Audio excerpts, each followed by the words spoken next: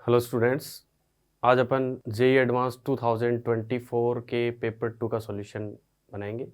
Paper 2 के questions को solve करेंगे, जिसमें क्वेश्चन नंबर 1 है अपने पास। Considering only the principal values of the inverse trigonometric function, the value of this. अपने को ये दे रखा है 10 sine inverse 3/5 minus 2 cos inverse 2/√5। ठीक है, इसको अपने को सॉल्व करना है। तो यहाँ से देखो, साइन इनवर्स 3/5 इक्वल टू मैंने मान लिया थीटा है, और 2 कॉस इनवर्स 2/√5 इक्वल टू मैंने मान लिया क्या है 5। ठीक है, तो यहाँ से अपने पास साइन थीटा इक्वल टू क्या आ गया 3/5। तो tan theta, right angle triangle की हेल्प से अपन टेन थीटा निकाल लेंगे, वो कितना आ जाएगा अपने पास 3/4। ठीक है, यहाँ से कोस 5/2 इक्वल टू कितना आ गया अपने पास 2/√5। तो राइट एंगल ट्राइंगल की हेल्प से tan 5/2 इक्वल टू कितना आ गया अपने पास 1/2। ठीक है, तो यहाँ से अपन tan 5 निकाल सकते हैं। tan 5 इक्वल टू क्या होता है 2 इंटू tan 5/2, उसकी वैल्यू रख रहा हूँ मैं 1/2। 1 माइनस tan स्क्वायर 5/2 मतलब 1/4। तो यहाँ से अपने पास ये कितना आ गया 4/3। अब इसमें अपन पुट करें तो ये क्या बन गया tan theta minus 5, tan theta minus 5। अब tan थीटा माइनस 5 का फॉर्मूला लगा देंगे। अपने पास tan थीटा की वैल्यू पता है और tan 5 की वैल्यू पता है। तो tan थीटा कितना अपने पास 3/4 माइनस 4/3 अपॉन 1 प्लस 4/3 इंटू 3/4। तो ये कितना आ गया अपने पास -7/24। तो इस क्वेश्चन नंबर 1 में बी ऑप्शन क्या है करेक्ट है। नेक्स्ट क्वेश्चन नंबर 2 है, जिसमें अपने को रीजन का एरिया निकालना है। जिसमें सबसे पहले अपने को दे रखा है एक पैराबोला दे रखा है y² equal to 4x। Parabola दे रखा है y² इक्वल टू 4x। ठीक है, इसके अपने को सारे अंदर के पॉइंट निकालने। क्या दे रखा है अपने को y² लेस देन और इक्वल टू 4x, मतलब सारे अंदर के पॉइंट, सारा अंदर का एरिया ना। इसके बाद में अपने को दूसरा पैराबोला दे रखा है। दूसरा पैराबोला इस टाइप से है। इस पैराबोला की इक्वेशन क्या है y² equal to 12 minus 2x ना। और ये पॉइंट क्या आ रहा है अपने पास, y को 0 पुट कर दो तो ये पॉइंट है 6,0। ठीक, इसके बाद में अपन इन दोनों कर्व को सोल्व करें ताकि अपने को ये इंटरसेक्शन पॉइंट मिले, है ना। और एक कंडीशन अपने को ये दे रखी है x greater than equal to 0, मतलब x एक्सिस के राइट साइड का एरिया ना, x एक्सिस के राइट साइड का एरिया। और ये y² लेस देन और इक्वल टू 12 माइनस 2x दे रखा है, मतलब इस पैराबोला के अंदर का एरिया, समझिए। तो यहाँ से एक अपने को लाइन और दे रखी है, तो पहले अपन इंटरसेक्शन पॉइंट निकालते हैं इनका। तो 12 minus 2x equal to 4x, तो x इक्वल टू 2 आ गया अपने पास। x को 2 रखेंगे तो y क्या आ गया 2√2। तो ये पॉइंट आ गया अपने पास 2,2√2। ठीक है, ये पॉइंट आ गया अपने पास 2,2√2। अब खास बात क्या है कि इस लाइन को 2,2√2 सेटिस्फाई कर रहा है, मतलब ये लाइन इस पॉइंट से पास हो रही, या फिर अपन इंटरसेक्शन पॉइंट निकाल लें उनका, एक ही बात है। तो ये लाइन इससे जाएगी इस टाइप से, और इसमें इस लाइन में अपन y को 0 पुट करेंगे तो x क्या आ रहा है 5,0। x की वैल्यू क्या आ रही है 5। तो अपने को ये एरिया निकालना है। तो मैं यहाँ से एक तो ट्राइंगल बना लूँ, तो ये पॉइंट है अपने पास 2,0। एक तो अपने को इस ट्राइंगल का एरिया निकालना है, एक अपने को इस पार्ट का एरिया निकालना है। इन दोनों एरिया का अपन सम अपना रिक्वायर्ड एरिया होगा। तो यहाँ से देखो, required area equal to integration 0 to 2, ये कर्व क्या होगा y इक्वल टू 2√x। ये कर्व क्या होगा y इक्वल टू 2√x। तो 2√x dx प्लस उस ट्राइंगल का एरिया निकालेंगे तो 1/2 इंटू हाइट कितनी है 2√2, और बेस कितना है 5 माइनस 2 कितना है 3। क्लियर है। तो यहाँ से ये अपने पास आ गया x की power 3/2 upon 3/2 upon 3/2 into 2, limit लगा दी अपन ने 0 to 2, प्लस ये कितना आ गया 3√2। तो इसको सॉल्व करेंगे तो अपने पास आएगा 17/3 इंटू √2। तो अपने को अल्फ़ा की वैल्यू पूछी है। क्वेश्चन में दे रखा है कि जो एरिया है s, उसकी वैल्यू क्या है अल्फ़ा√2। तो अल्फ़ा की वैल्यू क्या है 17/3, मतलब बी ऑप्शन क्या है करेक्ट है ना। नेक्स्ट क्वेश्चन है अपने पास लिमिट का ना, limit x tends to 0 plus है साइन ऑफ साइन के x plus cos x plus x की होल पावर 2/x है, ठीक है। तो ध्यान दो इधर, जब अपन 0 रखेंगे तो साइन 0 0, साइन 0 0, तो ये क्वांटिटी 0 होगी। यहाँ 0 रखेंगे तो ये क्या होगा 1, और ये 0, तो ये क्या बन रहा है 2/0 1 की पावर इन्फिनिटी। तो 1 की पावर इन्फिनिटी का फॉर्मूला लगा देंगे अपन। फॉर्मूला क्या है, ई की power limit x tends to 0 plus 2/x, क्या करते हैं अपन g x into f x minus 1, g x into f x minus 1। तो एफ एक्स क्या है अपने पास यहाँ पर साइन ऑफ साइन के x plus cos x plus x minus 1, ये बन गया अपने पास। इसकी वैल्यू अपने को दे रखी है e टू द पावर 6। तो e की पावर है दोनों तरफ, तो अपन पावर्स को इक्वल कर देंगे। पावर्स को इक्वल कर देंगे तो अपने पास आ गया limit x tends to 0 plus sine of sine के x plus cos x plus x minus 1 upon x equal to 3, ठीक है। इक्वल टू 3 आ गया। अब अपन 0/0 बन रहा है, एक्स को 0 रखेंगे 0 1 0 माइनस 1 1 माइनस 1 0 0/0, तो एल एस लगा देंगे अपन। एल एस लगाएंगे तो अपने पास क्या बनेगा, ये limit x tends to 0 plus sine का differentiation cos of sine of k x as it is, फिर साइन का करेंगे तो क्या आएगा कोस ऑफ, साइन का करेंगे तो कोस ऑफ के एक्स, और के एक्स का करेंगे तो के, फिर कोस एक्स का करेंगे तो माइनस साइन एक्स, और एक्स का करेंगे तो 1 अपॉन एक्स का करेंगे क्या आएगा 1, इक्वल टू क्या दे रखा है अपने को 3, इक्वल टू क्या दे रखा है अपने को 3, ठीक है। अब यहाँ से अपन अब एक्स को 0 पुट करेंगे तो कोस 0 1 हो गया, ये भी 1, तो के प्लस 1 इक्वल टू 3, तो यहाँ से के की वैल्यू क्या आ गई अपने पास 2। तो बी ऑप्शन क्या है, करेक्ट ऑप्शन है। नेक्स्ट क्वेश्चन नंबर 4 है अपने पास, अपने को एफ एक्स दे रखा है और ऑप्शंस को देखें तो अपने पास यही पूछा है कि एफ एक्स इक्वल टू 0 के इनफाइनाइट सॉल्यूशन होंगे, नो सॉल्यूशन होंगे, ये अपने को चेक करना है, ठीक।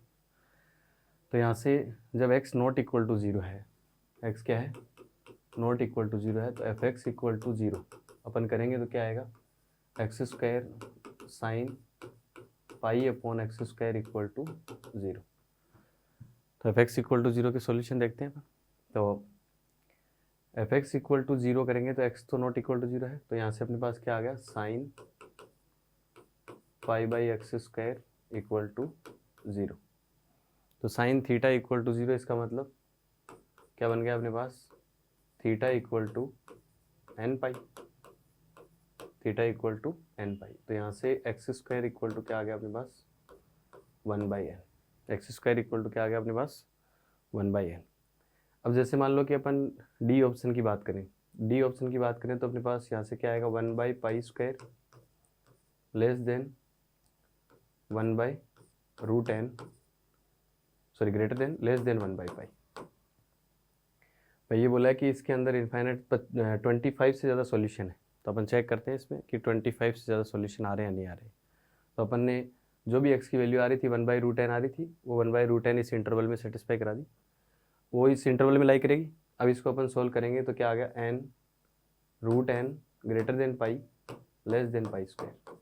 फिर अपन इसका स्क्वायर कर दे तो क्या बनेगा n greater than π² less than pi to the power 4। अब π² की वैल्यू कितनी होती है 9.5 के अप्रोक्स, और पाई की पावर 4 की वैल्यू होती है 97.2 के अप्रोक्स, ठीक है। तो n है वो इन इंटरवल में लाई कर रहा है, तो इसके बीच में तो n इक्वल टू 10 to 97, 10 11 कहाँ तक 97, मतलब 25 से ज़्यादा सॉल्यूशन है इसमें। n की वैल्यू 10 से 97 तक, मतलब 25 से ज़्यादा सॉल्यूशन इस इंटरवल में होंगे एफ एक्स इक्वल टू 0 के। इसका मतलब डी ऑप्शन क्या है, करेक्ट ऑप्शन।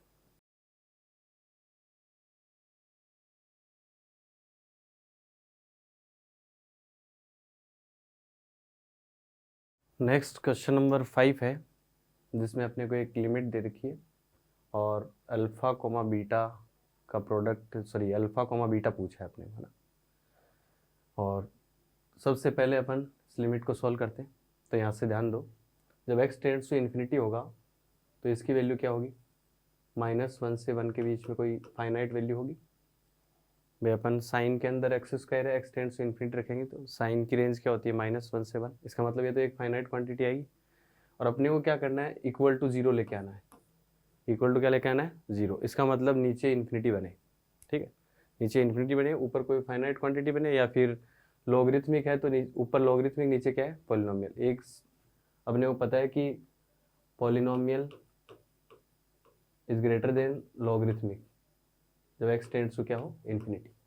बहुत बड़ी क्वांटिटी हो तब पॉलिनोमियल क्या होता है, ग्रेटर देन लॉगरिथमिक, ठीक है। तो यहाँ से अपन सबसे पहले देखें, इसकी बात करें तो sine 1/x², x tends to infinity रखेंगे तो 1/∞ टेंड्स टू 0, तो sine something something tends to क्या, 0, तो ये अपने पास क्या आ जाएगा, 1/x²।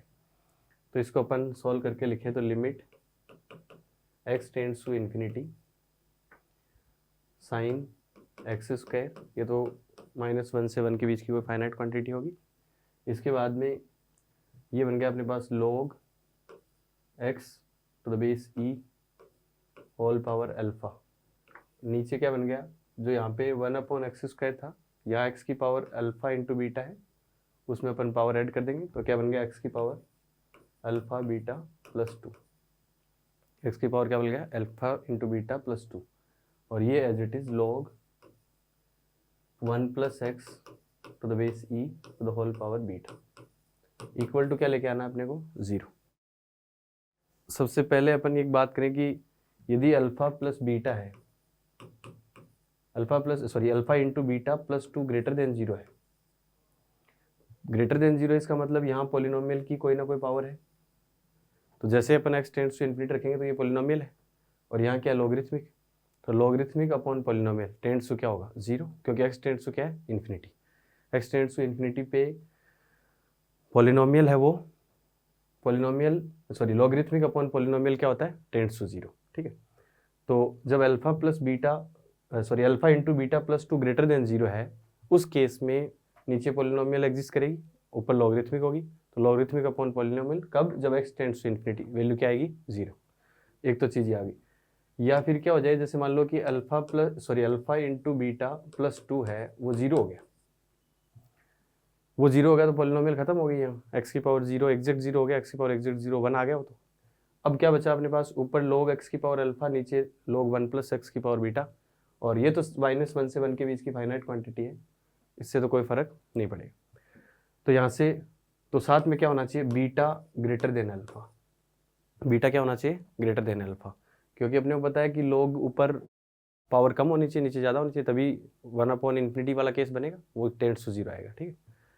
तो यहाँ से बीटा क्या होना चाहिए, ग्रेटर देन अल्फा, क्लियर है, क्योंकि जब alpha into beta plus 2 greater than 0 है, तब ये बीटा चाहे कुछ भी हो, ये अल्फा कुछ भी हो, केस क्या बनेगा, लॉगरिथमिक अपॉन पॉलिनोमियल, और एक्स टेंड्स टू इन्फिनिटी पे लॉगरिथमिक अपॉन पॉलिनोमियल क्या होता है, टेंड्स टू 0, ठीक है। तो अब यहाँ से यदि अल्फा इंटू बीटा प्लस 2 0 आ गया, एग्जैक्ट 0 आ गया, तब नीचे पॉलिनोमियल खत्म हो गई। इसका मतलब अब अपने को नीचे वाले जो लोग है उसकी पावर ज़्यादा होनी चाहिए, तो बीटा ग्रेटर देन अल्फा। अब अपन एक एक ऑप्शन की बात करते हैं। ए ऑप्शन में बात करें तो अल्फा क्या, -1 और बीटा क्या, 3, तो अल्फा इंटू बीटा कितना आ गया, -3, अल्फा इंटू बीटा -3। इससे अपन देखें तो अल्फा इंटू बीटा क्या आ रहा है, greater than -2, alpha into beta क्या होना चाहिए, ग्रेटर देन -2, यहाँ अल्फा इंटू बीटा क्या आ रहा है, -3, इसका मतलब ये तो इनकरेक्ट है, क्लियर है। फिर बी ऑप्शन की बात करें अपन, बी ऑप्शन में अल्फा इंटू बीटा क्या है, -1, अल्फा इंटू बीटा -1 है, इसका मतलब alpha into beta greater then -2 है, ग्रेटर देन -2, इसका मतलब बी ऑप्शन क्या है, करेक्ट ऑप्शन। फिर सी की बात करें अपन, तो सी में अल्फा इंटू बीटा कितना आ रहा है अपने पास, 1 इंटू -1, तो सी भी क्या है, करेक्ट। फिर डी की बात करें अपन, डी की बात करें तो अल्फा इंटू बीटा कितना आ रहा है, -2, डी में अल्फा इंटू बीटा क्या आ रहा है, -2, और यहाँ क्या दे रखा है, इस ऑप्शन में दे रखा है अपने को alpha is greater than beta, ठीक है। इस ऑप्शन में क्या दे रखा है, अल्फा ग्रेटर देन बीटा, ये दोनों कंडीशन दे रखी है इसमें, ठीक है। तो अल्फा इंटू बीटा -2 है, और साथ में क्या लिख रखा है, and alpha greater than beta. तो अल्फा इंटू बीटा तो -2 आ रहा है, लेकिन साथ में कंडीशन क्या होनी चाहिए, यही तो था, alpha into beta equal to -2 and beta greater than alpha होना चाहिए। यहाँ इस ऑप्शन में क्या है, अल्फा 1 है, बीटा -2 है, तो अल्फा इंटू बीटा तो -2 आ रहा है, लेकिन यहाँ साथ में क्या लिखा हुआ है कि अल्फा ग्रेटर देन बीटा लिखा हुआ है, यहाँ क्या लिखा हुआ है, अल्फा ग्रेटर देन बीटा। इसका मतलब ये ऑप्शन क्या हो गया, इनकरेक्ट। तो यहाँ पर आंसर क्या होंगे, बी और सी। यदि डी ऑप्शन में ये लिख देता कि अल्फा लेस देन बीटा, तब डी ऑप्शन भी क्या हो जाता, करेक्ट। नेक्स्ट अपने को क्वेश्चन नंबर 6 दे रखा है, जिसमें एक पॉइंट पी दे रखा है। पॉइंट पी से एक लाइन ड्रॉ करेंगे जो कि इस लाइन के क्या होगी, पैरेलल। फिर वो लाइन प्लेन L1 को Q पे इंटरसेक्ट करेगी, ठीक। फिर Q से अपन एक लाइन ड्रॉ करेंगे जो कि प्लेन L1 के परपेंडिकुलर है, ठीक है। वो जो Q से लाइन ड्रॉ करेंगे जो L1 के परपेंडिकुलर है, वो L2 प्लेन को R पे इंटरसेक्ट कर रही है। तो अपने को P गिवन है, अपने को Q और R निकालने, ठीक। तो सबसे पहले मैं P से जाने वाली लाइन की इक्वेशन लिख लें अपन, जो कि इस लाइन की क्या है, पैरेलल। तो वो लाइन क्या होगी, R vector equal to 1, 3, 2 plus lambda into direction vector क्या हो जाएगा उसका, 1, 2, 1। जो डायरेक्शन वेक्टर इस लाइन का है वही उस लाइन का होगा।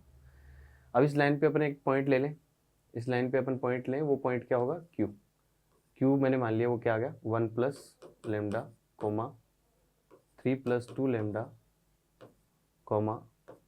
2 प्लस लेमडा। ये पॉइंट प्लेन L1 को सेटिस्फाई कर रहा है, तो अपन प्लेन L1 को सेटिस्फाई करवा देते हैं।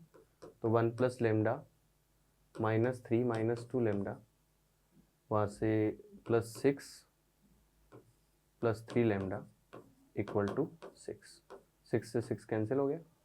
अपने पास यहाँ से 2 लेमडा इक्वल टू 2, तो लेमडा की वैल्यू क्या आ गई, 1। लेमडा की वैल्यू 1 रख देंगे तो अपने पास Q पॉइंट आ जाएगा। Q पॉइंट क्या आ गया अपने पास, 2, 5, 3। Q पॉइंट अपने पास आ गया। अब Q पॉइंट से एक लाइन है जो कि L1 प्लेन के परपेंडिकुलर है, मतलब जो L1 प्लेन का नॉर्मल वेक्टर होगा वो उस लाइन का क्या होगा, डायरेक्शन वेक्टर। तो Q पॉइंट से जाने वाली लाइन की इक्वेशन अपन लिख लेते हैं, R vector equal to Q point क्या है अपने पास, 2, 5, 3 plus mu into direction vector क्या होगा, जो इस प्लेन का नॉर्मल वेक्टर होगा वो क्या है, 1, -1, 3। अब इस लाइन पर पॉइंट R है जो कि इस प्लेन को, ये लाइन इस प्लेन L2 को जहाँ पर इंटरसेक्ट करेगी वो पॉइंट क्या है, R। तो मैंने वो R पॉइंट मान लिया। R पॉइंट क्या मान लिया, 2 प्लस म्यू 5 माइनस म्यू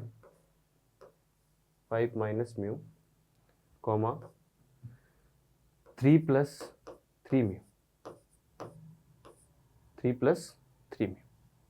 अब ये जो पॉइंट है 3 प्लस 3 म्यू, ये जो पॉइंट है, ये पॉइंट L2 को सेटिस्फाई करा रहा। L2 को अपन सेटिस्फाई करवा देते हैं। इसको क्या बनेगा अपने पास, 4 plus 2 mu minus 5 plus mu plus 3 mu equal to -4। तो यहाँ से म्यू की वैल्यू क्या आ गई, -1। म्यू की वैल्यू क्या आ गई, -1। म्यू की वैल्यू -1 यहाँ रख देंगे तो R पॉइंट आ जाएगा अपने पास। R पॉइंट क्या आ गया, 1, 6, 0, 1, 6, 0। अब यहाँ से अपने पास Q और R अपने को दोनों पॉइंट मिल गए,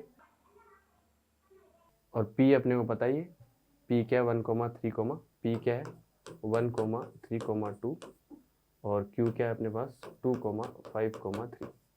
अब अपन एक एक ऑप्शन सॉल्व कर लेते हैं। PQ डिस्टेंस फॉर्मूला लगाएं अपन, तो PQ इक्वल टू क्या आ गया अपने पास, 094√6 है ना।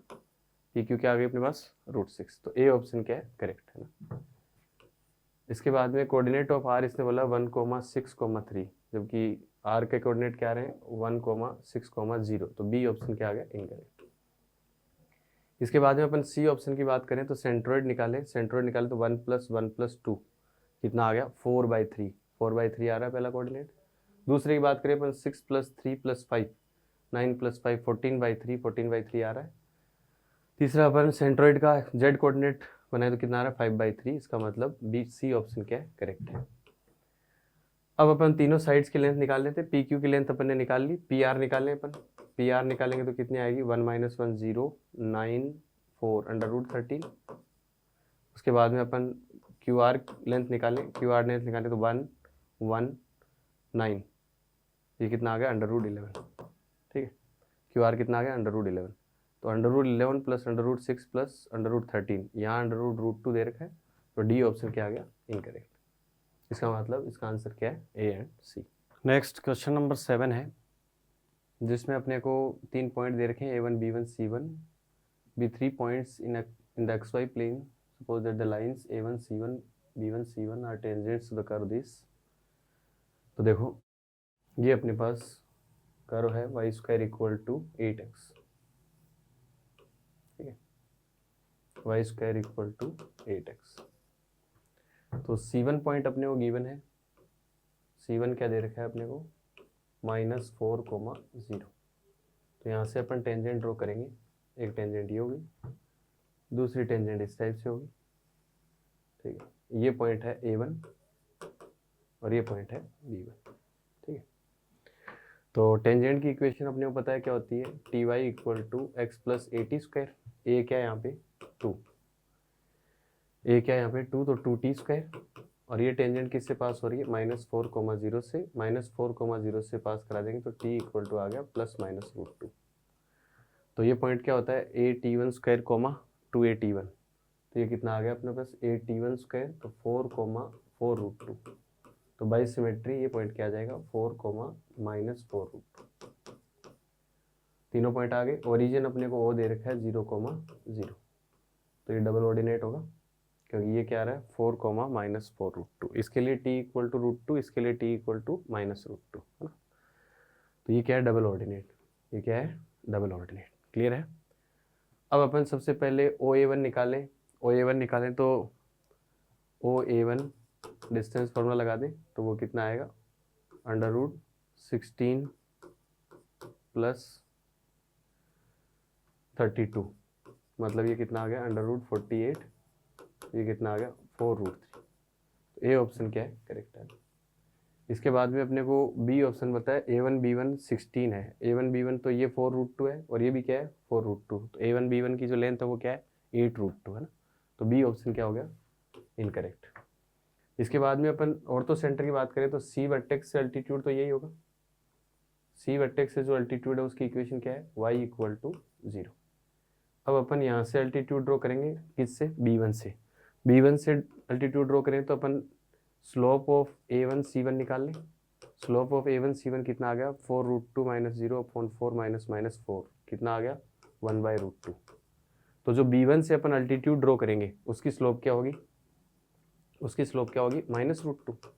तो उसकी इक्वेशन लिख लें अपन अल्टीट्यूड की। अल्टीट्यूड की इक्वेशन क्या होगी, y + 4√2 equal to -√2 into x - 4। अपने को पॉइंट पता है, पॉइंट B पता है, और B1 से जो अल्टीट्यूड ड्रॉ करेंगे उसकी स्लोप पता है अपने को, -√2, ठीक है। अब अपन दो अल्टीट्यूड आ गए, एक अल्टीट्यूड क्या है, y equal to 0।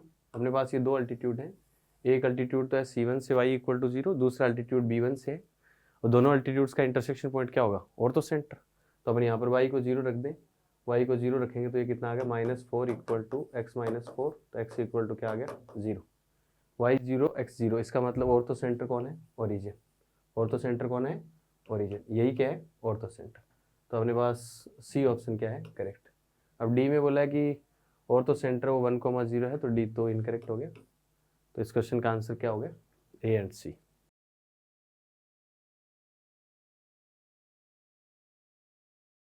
Next question number 8 है, f defined from R to R be a function such that f of x plus y equal to fx plus f of y। तो objective approach से अपन fx क्या consider कर सकते हैं, fx equal to kx, ठीक है, fx equal to kx। अब अपने को एक दे रखा है f of -3/5 equal to 12।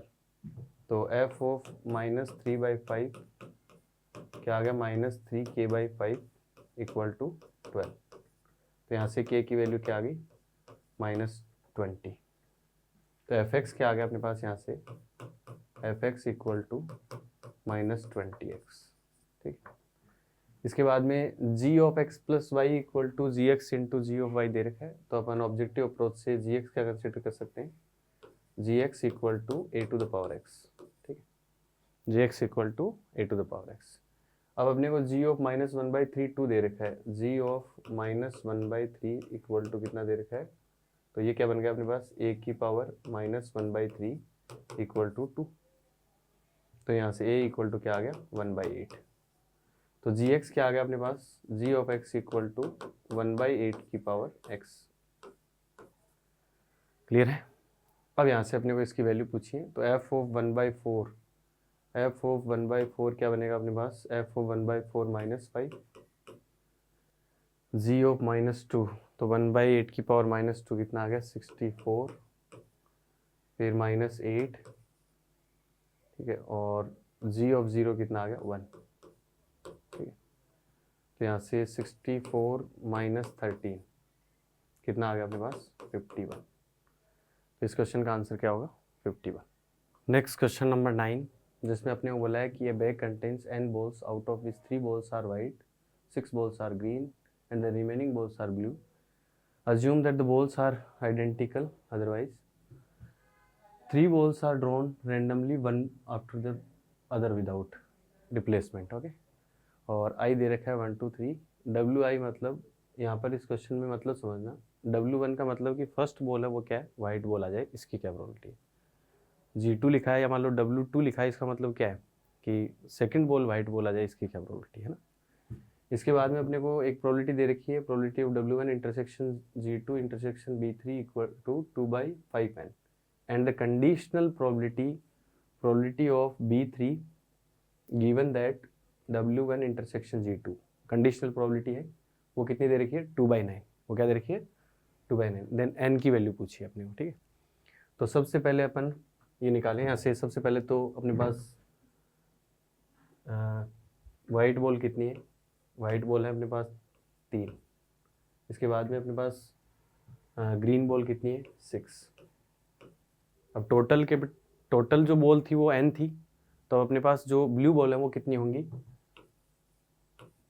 n-9। Clear है।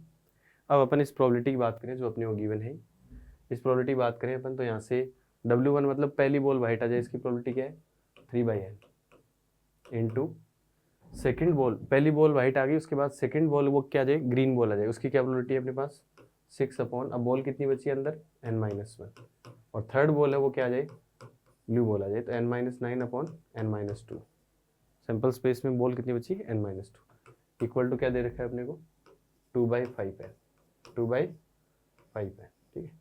तो यहाँ से n से n कैंसिल हो गया, और 2 से 6 को कैंसिल करेंगे तो 3 आएगा, तो कितना आ गया अपने पास 45 n-9 equal to n-1 into n-2। इस क्वाड्रेटिक को अपन सोल्व कर रहे हैं तो क्या आ गया n² -3n 45n -48n clear है। और 45 इंटू 9, 45 इंटू 9 कितना हो गया अपने पास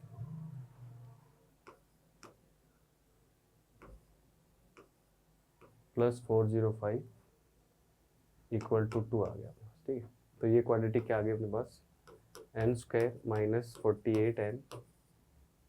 -48n ये कितना बनेगा यहाँ से अपने पास माइनस है ना, प्लस ये -2 है ना, तो यहाँ से 48n ये कितना आ गया +407 इक्वल टू 0। तो इसके फैक्टर क्या बन गए n-11 into n-37 equal to 0। तो यहाँ से n इक्वल टू क्या आ गया अपने पास 11, n इक्वल टू क्या आ गया 11, और n इक्वल टू कितना आ गया 37।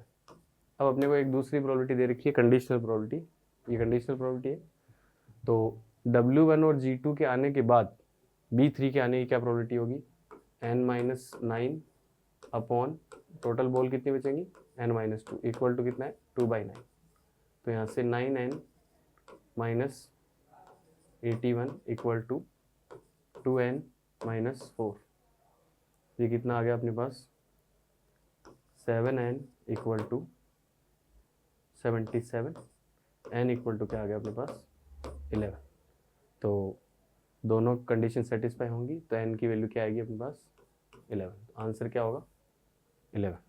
हेलो स्टूडेंट्स, तो क्वेश्चन नंबर 10 आपको बोलता है कि let the function f defined from r to r be defined as f of x equals to, आपको एक एक्सप्रेशन दे रखा है काफी बड़ा सा, ठीक है। Then the number of solutions of f of x equals to 0 in r।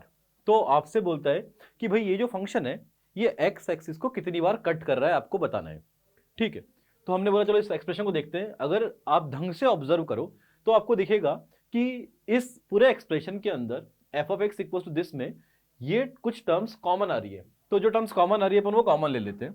तो क्या क्या टर्म्स कॉमन आ रही हैं, तो आप देख सकते हैं sir x to the power 2023 plus 2024 x plus 2025 whole divided by e to the power pi x into x square minus x plus 3। ये टर्म एफ ऑफ एक्स के अंदर अगर मैं इस टर्म को कॉमन ले लूं तो ब्रैकेट में क्या बच जाएगा हमारे पास में, सर हमारे पास बच जाएगा, यहां तो बच जाएगा साइन एक्स और इधर क्या बच जाएगा प्लस 2। ठीक है, तो बोल रहा है ये चीज बराबर 0 के कितनी एक्स की वैल्यूज के लिए हो रहा है। ठीक है, बेसिक सा क्वेश्चन अब ऐसा है। अब मैं ऐसे जानता हूं कि अगर दो चीजों का मल्टीप्लीकेशन 0 हो रहा है, अब देख सकते हो अगर इस फैक्टर का और इस फैक्टर का मल्टीप्लीकेशन 0 हो रहा है तो ये कब पॉसिबल है, अगर इनमें से कोई एक भी प्रोडक्ट, अगर कोई एक भी एक्सप्रेशन 0 के बराबर है तो इसका प्रोडक्ट क्या हो जाएगा 0 हो जाएगा। लेकिन हम लोग क्या जानते हैं साइन एक्स प्लस 2 कभी भी 0 नहीं हो सकता। क्यों, क्योंकि साइन एक्स की वैल्यू -1 से 1 के बीच में वेरी करेगी, तो ये चीज तो कभी 0 है नहीं। तो इसका मतलब है कि हमारे पास एक ही ऑप्शन बच गया। क्या ऑप्शन बच गया कि भैया एक्स की power 2023 plus 2024 x plus 2025 upon e to the power pi x into x square minus x plus 3। ये क्या होना पड़ेगा, इसी को क्या होना पड़ेगा 0 के बराबर होना पड़ेगा। ठीक है, अब अगर मैं आपसे बोलूं कि सर ये क्वांटिटी 0 के बराबर है, अगर मैं आपसे बोलूं कि सर ये क्वांटिटी आपकी 0 के बराबर है, ठीक है, तो अभी इस क्वांटिटी 0 के बराबर है तो आप बोलेंगे सर ये ऑलवेज पॉजिटिव है, तो ये क्रॉस मल्टीप्लाई, अगर मैं बोलूं कि भैया मुझे इस एक्सप्रेशन को 0 के बराबर करना है तो मैं डिनोमिनेटर और क्रॉस मल्टीप्लाई कर सकता हूं, बिल्कुल कर सकते हो। तो आपने बोला कि सर हमने एक एक्सप्रेशन बना दिया x to the power 2023 plus 2024 x plus 2025 बराबर क्या हो गया 0 के बराबर हो गया। अब मुझे देखना है कि सर ये क्वांटिटी कितनी बार 0 हो सकती है। चलो भाई, अब अपने पास एक अगला सवाल, नया सवाल ही बन गया कि यार ये क्वांटिटी कितनी बार 0 हो सकती है। मैंने बोला एक काम करते हैं, इसको मैं एक नया फंक्शन अज्यूम कर लेता हूँ, इसको एक मैं नया फंक्शन मान लेता हूँ, कुछ भी जी ऑफ एक्स मान लेता हूँ। तो मैंने बोला जी ऑफ एक्स बराबर क्या हो गया, जी ऑफ एक्स आपका बराबर हो गया है x to the power,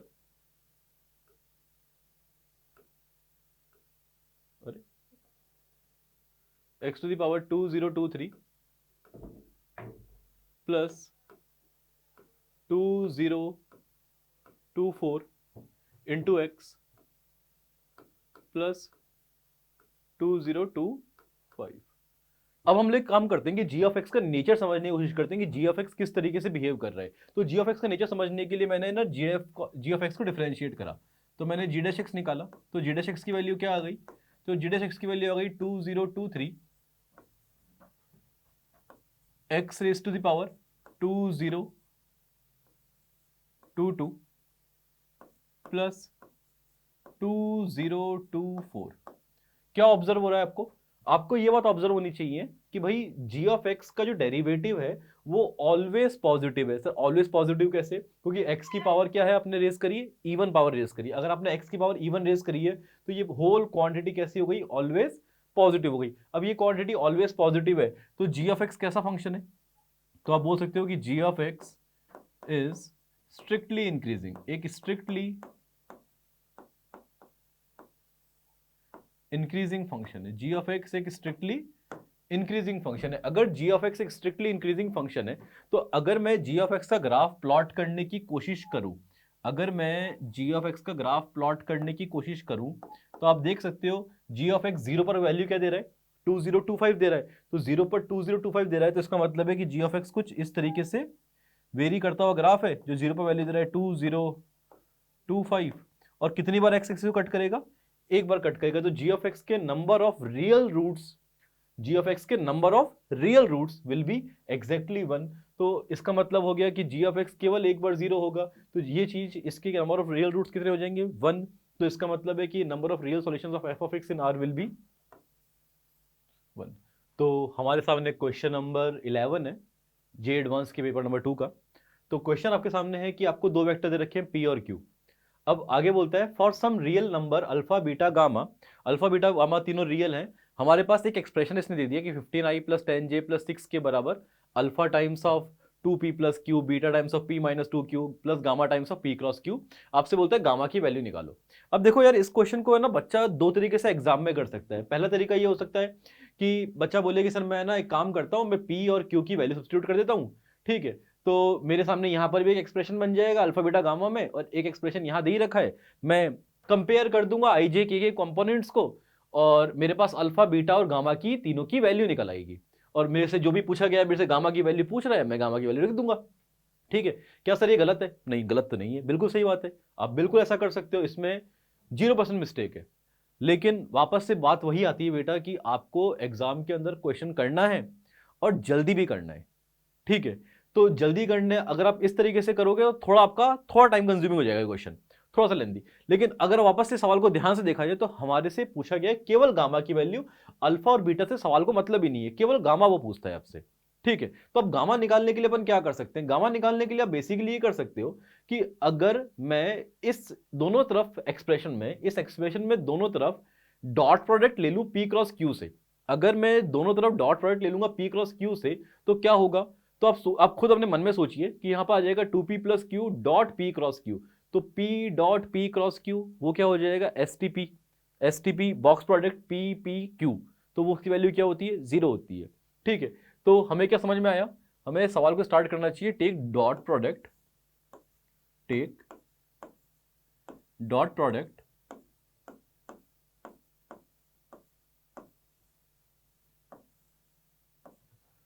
with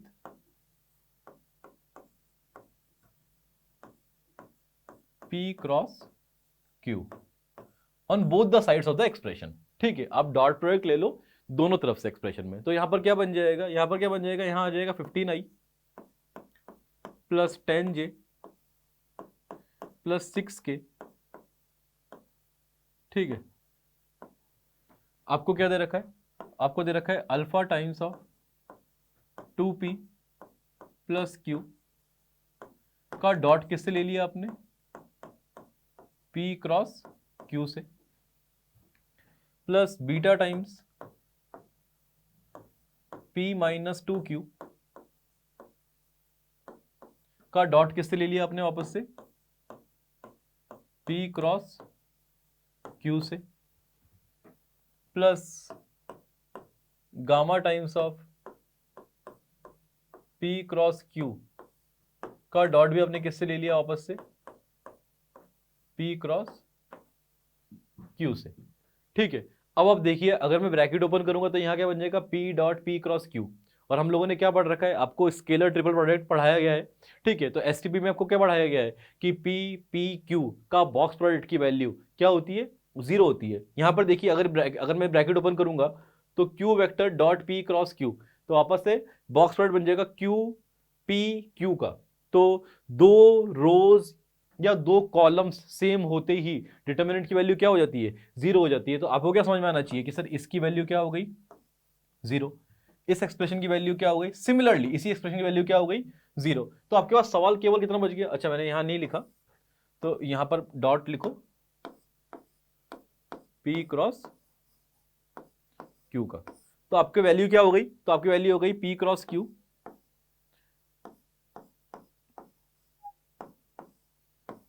dot of 15i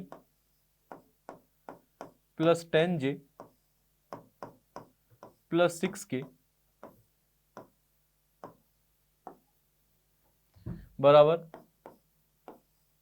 gamma times of P cross Q का होल स्क्वायर। आप इसको P क्रॉस Q के मैग्नीट्यूड का होल स्क्वायर भी बोल सकते हो, बिल्कुल सेम बात होती है।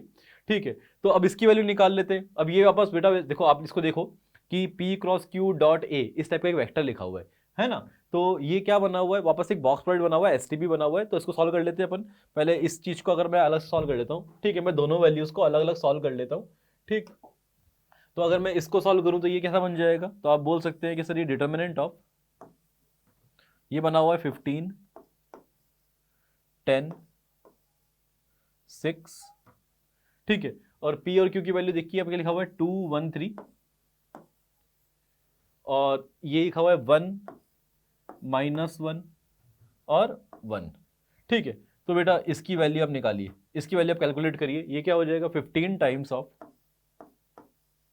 हाँ जी बेटा आगे देखिएगा, 1 × 1 1, 1 + 3 4, ये हो गया 60। चलो जी ठीक है। फिर -10, ठीक है, -10, ये क्या हुआ, 2 - 3, 2 - 3 इज -1 ओनली, ठीक है, ये भी खत्म है। +6, +6, 6 × क्या लिखा हुआ है, -2, -1 -3, तो ये क्या हो गया, 60 + 10 70, 70 - 18 क्या हो गया, 52, ठीक है। तो ये आपका 52 बन गया। और एक चीज अपन ये सॉल्व कर ली, एक अपन ये सॉल्व कर लेते हैं, ठीक है। एक अपन लोग ये सॉल्व कर लेते हैं कि magnitude of P cross Q क्या हो रहा है। तो magnitude of P cross Q भी अपन को कैलकुलेट करना ही पड़ेगा। तो P क्रॉस Q के मैग्नीट्यूड को सॉल्व कर लेते हैं। तो वो क्या हो जाएगा, तो आप बोल सकते हैं सर ये हो जाएगा IJ आप यहाँ पर ना लैग्रेंजियस फॉर्मूला भी यूज कर सकते हैं कि magnitude of P cross Q equals to magnitude of P square magnitude of Q square minus P dot Q के मैग्नीट्यूड का होल स्क्वायर, ठीक है। आपकी मर्जी, वैसे कोई बहुत ज्यादा कैलकुलेशन में फर्क नहीं पड़ता, ठीक है। तो यहाँ पर अपन क्या बोल देंगे, IJ के P2 1 3, और यहाँ हो जाएगा 1 -1 और 1, ठीक है बेटा। इसको सॉल्व करते हैं। तो ये क्या आ गया आपके पास में, यहां आ गया 1 + 3 4, 4 आई, ठीक है, -j 2 माइनस तो प्लस j, एक बार देख लेते हैं। ये 2 - 3 -1 माइनस प्लस हो गया, प्लस के यहां हो गया -2 -1 -3, ठीक है। तो magnitude of P cross Q के होल स्क्वायर की वैल्यू क्या हो गई, तो पहले तो मैग्नीट्यूड क्या हो गया इसका, ये तो P क्रॉस Q वेक्टर आया। तो P क्रॉस Q वेक्टर के मैग्नीट्यूड की वैल्यू क्या हो गई है, तो मैग्नीट्यूड की वैल्यू हो गई है सर √16 + 1 + 9, हाँ जी। तो ये हो गई हमारे पास में 26। तो P क्रॉस Q के मैग्नीट्यूड का होल स्क्वायर मतलब इसका भी स्क्वायर कर देते हैं, ठीक है। तो वैल्यू क्या आ गई आपके पास, 26, ठीक है।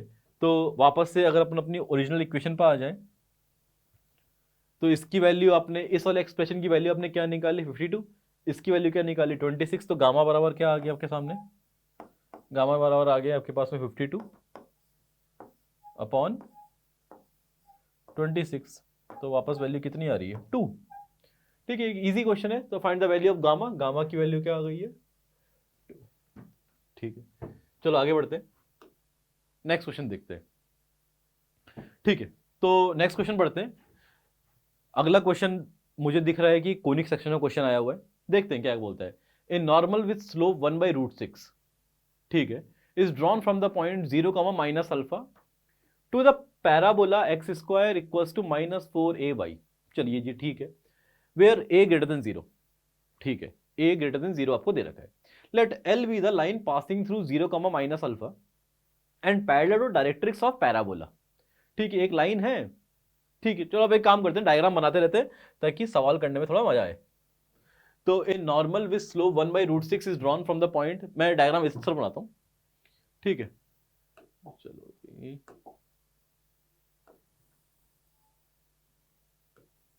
आपको एक पैराबोला दे रखा है x² = -4ay। तो x² = -4ay किस तरह का दिखेगा, एक पैराबोला दैट ओपन्स डाउनवर्ड, ठीक है। तो ये आपकी एक्सिस हो गई, ये y एक्सिस है और ये हमारी x एक्सिस है, ठीक है। यहां लिख देते हैं अपन x axis and y axis. Focus के कोऑर्डिनेट क्या हो गए, तो फोकस के कोऑर्डिनेट हो गए हमारे पास 0, -a, ठीक है। आगे क्या बोलता है, तो यहाँ पर a पॉजिटिव है, ऑब्वियसली बात है, ठीक है, अपना डायग्राम बना दिया। Let l be the line passing through 0, -α, ठीक है, एंड पैरेलल टू, ठीक है। अभी देखो क्या बोलते हैं, normal with slope 1/√6 is drawn from the point 0, minus alpha two the parabola. ठीक है, अब एक पॉइंट है 0, माइनस अल्फा, वो कहां पर लाई करेगा 0, माइनस अल्फा, वो भी वाई एक्सिस के ऊपर लाई करेगा, और वहां से एक नॉर्मल बनाई गई है।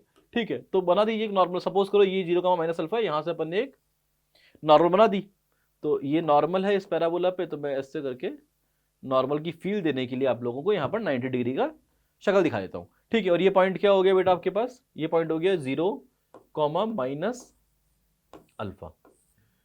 ठीक है, तो ये normal with slope 1/√6 is drawn from the point 0, minus alpha two the parabola. चलिए जी स्टार्ट करते हैं सवाल सॉल्व करना। ठीक है, आगे बोलता है let l be the line passing through this 0, minus alpha parallel to directrix of the parabola. देखो डायरेक्ट्रिक्स कहां होता है, डायरेक्ट्रिक्स इस तरह की लाइन होगी, तो यहां से एक लाइन ड्रॉ करी इसने जो कि पैरेलल है डायरेक्ट्रिक्स के। ठीक है, चलो ये भैया इस तरह से एक लाइन ड्रॉ कर दी जो कि पैरेलल है डायरेक्ट्रिक्स के। Suppose l intersects the parabola at 2 points A and B, तो ये जो लाइन है ये पैराबोला को 2 पॉइंट पर कट करती है। कहां कहां कट कर रही है, एक बार कट कर रही है ए पर, और एक बार कट कर रही है कहां पर, बी पर।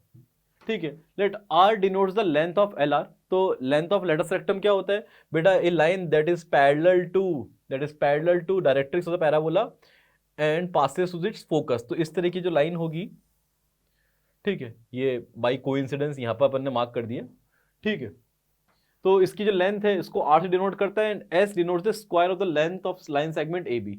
चलो ठीक है, वो इसने एक रेशियो दे दिया, 1:16 का रेशियो है, 24 ए की वैल्यू आपसे पूछता है। चलो ठीक है, सवाल लगभग एकदम बहुत ही बेसिक कॉन्सेप्ट पे बेस्ड सवाल है, अपन ट्राई करते हैं। ठीक है, आपको पैराबोला क्या दे रखा है, अपन एक काम करते हैं, इस चीज को तो डिलीट करते हैं यहां से, जब जरूरत पड़ेगी बना लेंगे।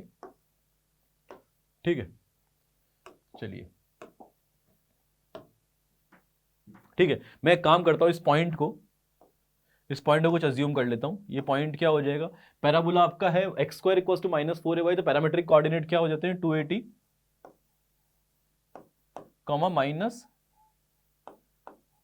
-80²। तो पैरामेट्रिक पॉइंट हो जाएगा इस पे 280, -80²। तो इस पॉइंट पर मैं एक नॉर्मल ड्रॉ करता हूं। वैसे आप लोगों को याद होना चाहिए बेटा, द स्लोप ऑफ नॉर्मल की वैल्यू क्या होती है, -t होता है। अपन एक काम करते हैं, कैलकुलेट करके देखते हैं। तो अपन ने बोला कि भाई x² बराबर 4-4ay है। ठीक है, अगर मैं इसको डिफरेंशिएट कर रहा हूं तो देखिए क्या आ रहा है, 2x बराबर -4a इंटू dy/dx। तो बेटा माइनस टाइम्स ऑफ dx/dy की वैल्यू क्या आ रही है, माइनस टाइम्स ऑफ dx/dy की वैल्यू क्या आ गई है आपके सामने, तो वो आ गई है +4a अपॉन 2x। ठीक है, तो ये आपने स्लोप ऑफ नॉर्मल लिख दिया। ये क्या लिख दिया आपने, slope of normal. Slope of normal किस पॉइंट पर निकाल रहे हो आप, सर स्लोप ऑफ नॉर्मल निकाल रहा हूं एट पॉइंट P, 280, 80²। तो a की वैल्यू क्या हो गई, x की वैल्यू क्या हो गई। ठीक है, कहां निकाल रहे हो स्लोप ऑफ नॉर्मल, 280, 80² पे। तो x की वैल्यू क्या हो गई आपके पास में, तो ये हो गया 4a अपॉन 2 इंटू 280। ठीक है, तो आपके सामने वैल्यू आ गई है 1/t। तो 1/t जैसे आपने वैल्यू निकाली, आपने बोला भाई स्लोप ऑफ नॉर्मल तो मुझे गिवन ही है, स्लोप ऑफ नॉर्मल कितना गिवन है, 1/√6। तो t की वैल्यू क्या आ गई बेटा आप लोगों की, √6। t की वैल्यू आ गई है आपके पास में √6। अब आपको जैसे ही t की वैल्यू पता लग गई, तो आपको p पॉइंट पता लग गया है। p पॉइंट आपको पता लग गया, हाँ जी सर p पॉइंट पता लग गया है। चलो जी आगे बात करते हैं। ठीक है, तो अगर मैं आपसे बोलूं कि आपको p पॉइंट पता लग गया, तो क्या आप इक्वेशन ऑफ नॉर्मल लिख सकते हो। ठीक है, इक्वेशन ऑफ नॉर्मल लिख दो, आप 1 पॉइंट फॉर्म से लिख दो। ठीक है, जरूरी नहीं है कि सर, आप बच्चों को दिक्कत होती है, बच्चा बोलता है कि सर मुझे ना मुझे कन्वर्जन्स करके करना पड़ेगा, इस चीज को थोड़ी मुश्किल आती है रिवाइज करने में या फिर याद रखने में। तो आप लोग एक 1 पॉइंट फॉर्म लिख दो। 1 पॉइंट फॉर्म से कैसे लिख सकते हो, तो आप बोलेंगे सर इक्वेशन हो जाएगी y1 क्या हो गया बेटा, y - y1 हो गया, प्लस a टी स्क्वायर क्या हो गया, टी स्क्वायर हो गया 6, तो 6 से स्लोप ऑफ नॉर्मल आपको दे ही दी थी सवाल ने, स्लोप ऑफ नॉर्मल क्या दे रखी थी आपको, 1/√6 दे रखा था, ठीक है। और x माइनस x1 क्या हो गया, x1 हो गया, ये हो गया 2√6 इंटू ए। अब सपोज करो मुझे ये वाला पॉइंट निकालना है कि ये किस पॉइंट पर वापस से y एक्सिस कट कर रहा है, तो आप देख सकते हो x कोऑर्डिनेट क्या हो जाएगा, इसका 0 हो जाएगा। तो आप x कोऑर्डिनेट को अगर 0 कर दो, ठीक है, अगर आप x कोऑर्डिनेट को 0 कर दो तो x बराबर 0 पे y की वैल्यू क्या आ रही है, y की वैल्यू आ रही है, आप थोड़ा देख लीजिए, यहाँ 6 से हो गया, यहाँ √6 गया, तो ये वैल्यू आ गई है -8a।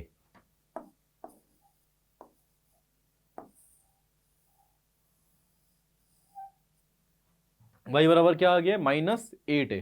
देखो बेटा कितनी अच्छी बात पता लग गई आपको, आपको ये समझ में आ गया कि भाई ये जो पॉइंट है, ये पॉइंट हमारा जो था ये पड़ा है 0, -8a पे, ठीक है। तो इससे क्या हुआ सर, इससे बहुत कुछ हो गया बेटा, इस बात से आपको समझ में आ गया ये जो लाइन है ये है y = -8a। जैसे ही आपको ये लाइन पता लग गई y = -8 है, तो आप इसको पैराबोला की जो इक्वेशन आपको दे रखी थी x²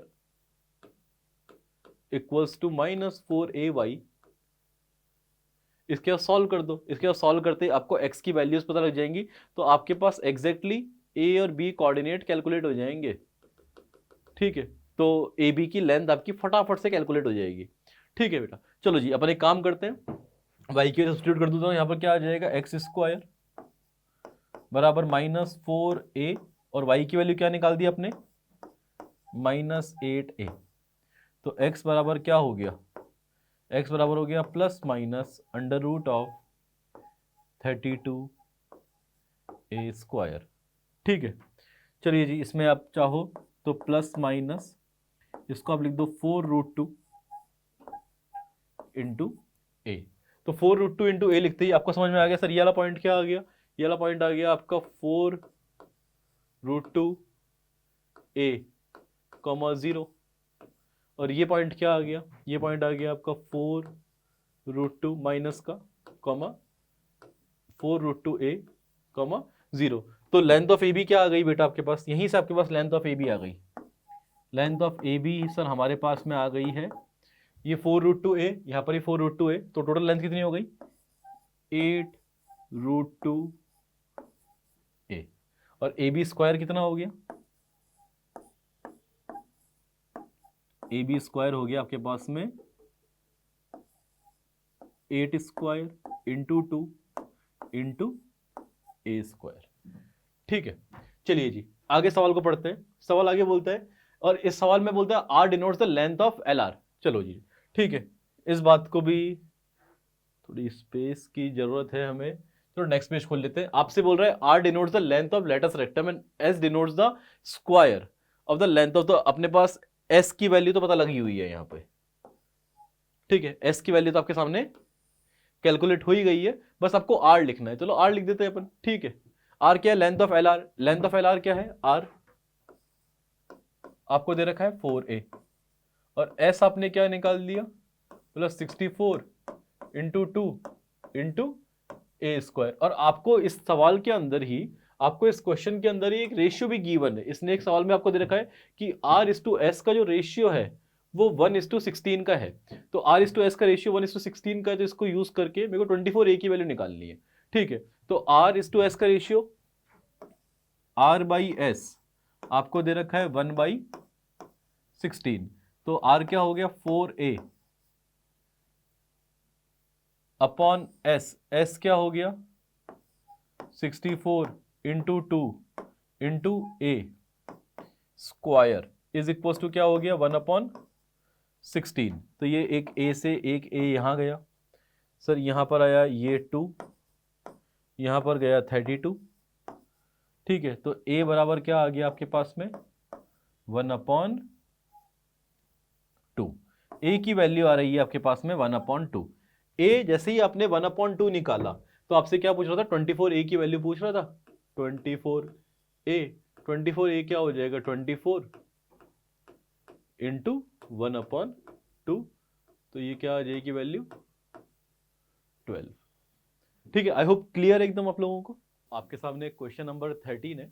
आपको बोलता है let the function f defined from 1 to infinity to r be defined as, आपको एक फंक्शन दे रखा है इसने कि अगर फंक्शन को इनपुट 2n-1 टाइप के मिल रहे हैं, 2n-1 क्या हो गया, ऑड इनपुट्स मिल रहे हैं, जैसे 1 3 5 7 9 इस तरह की अगर इनपुट मिल रहे हैं तो वो आउटपुट इस डेफिनेशन से दे रहा है। ठीक है, और इसने बोल रखा है कि n नेचुरल नंबर है। ठीक है भाई, और आगे बोलता है कि अगर इनपुट इन इंटरवल्स के बीच में मिल रहे हैं तो वो इस एक्सप्रेशन के अकॉर्डिंग आउटपुट दे रहे हैं। अच्छी बात है। आगे सवाल पढ़ते हैं, लेट g ऑफ x बराबर 1 to x f of t dt x belongs to 1 से इंफिनिटी। ठीक है, इसने g ऑफ x भी डिफाइन कर दिया, वेरिएबल लिमिट ध्यान दीजिएगा 1 से x f of t dt।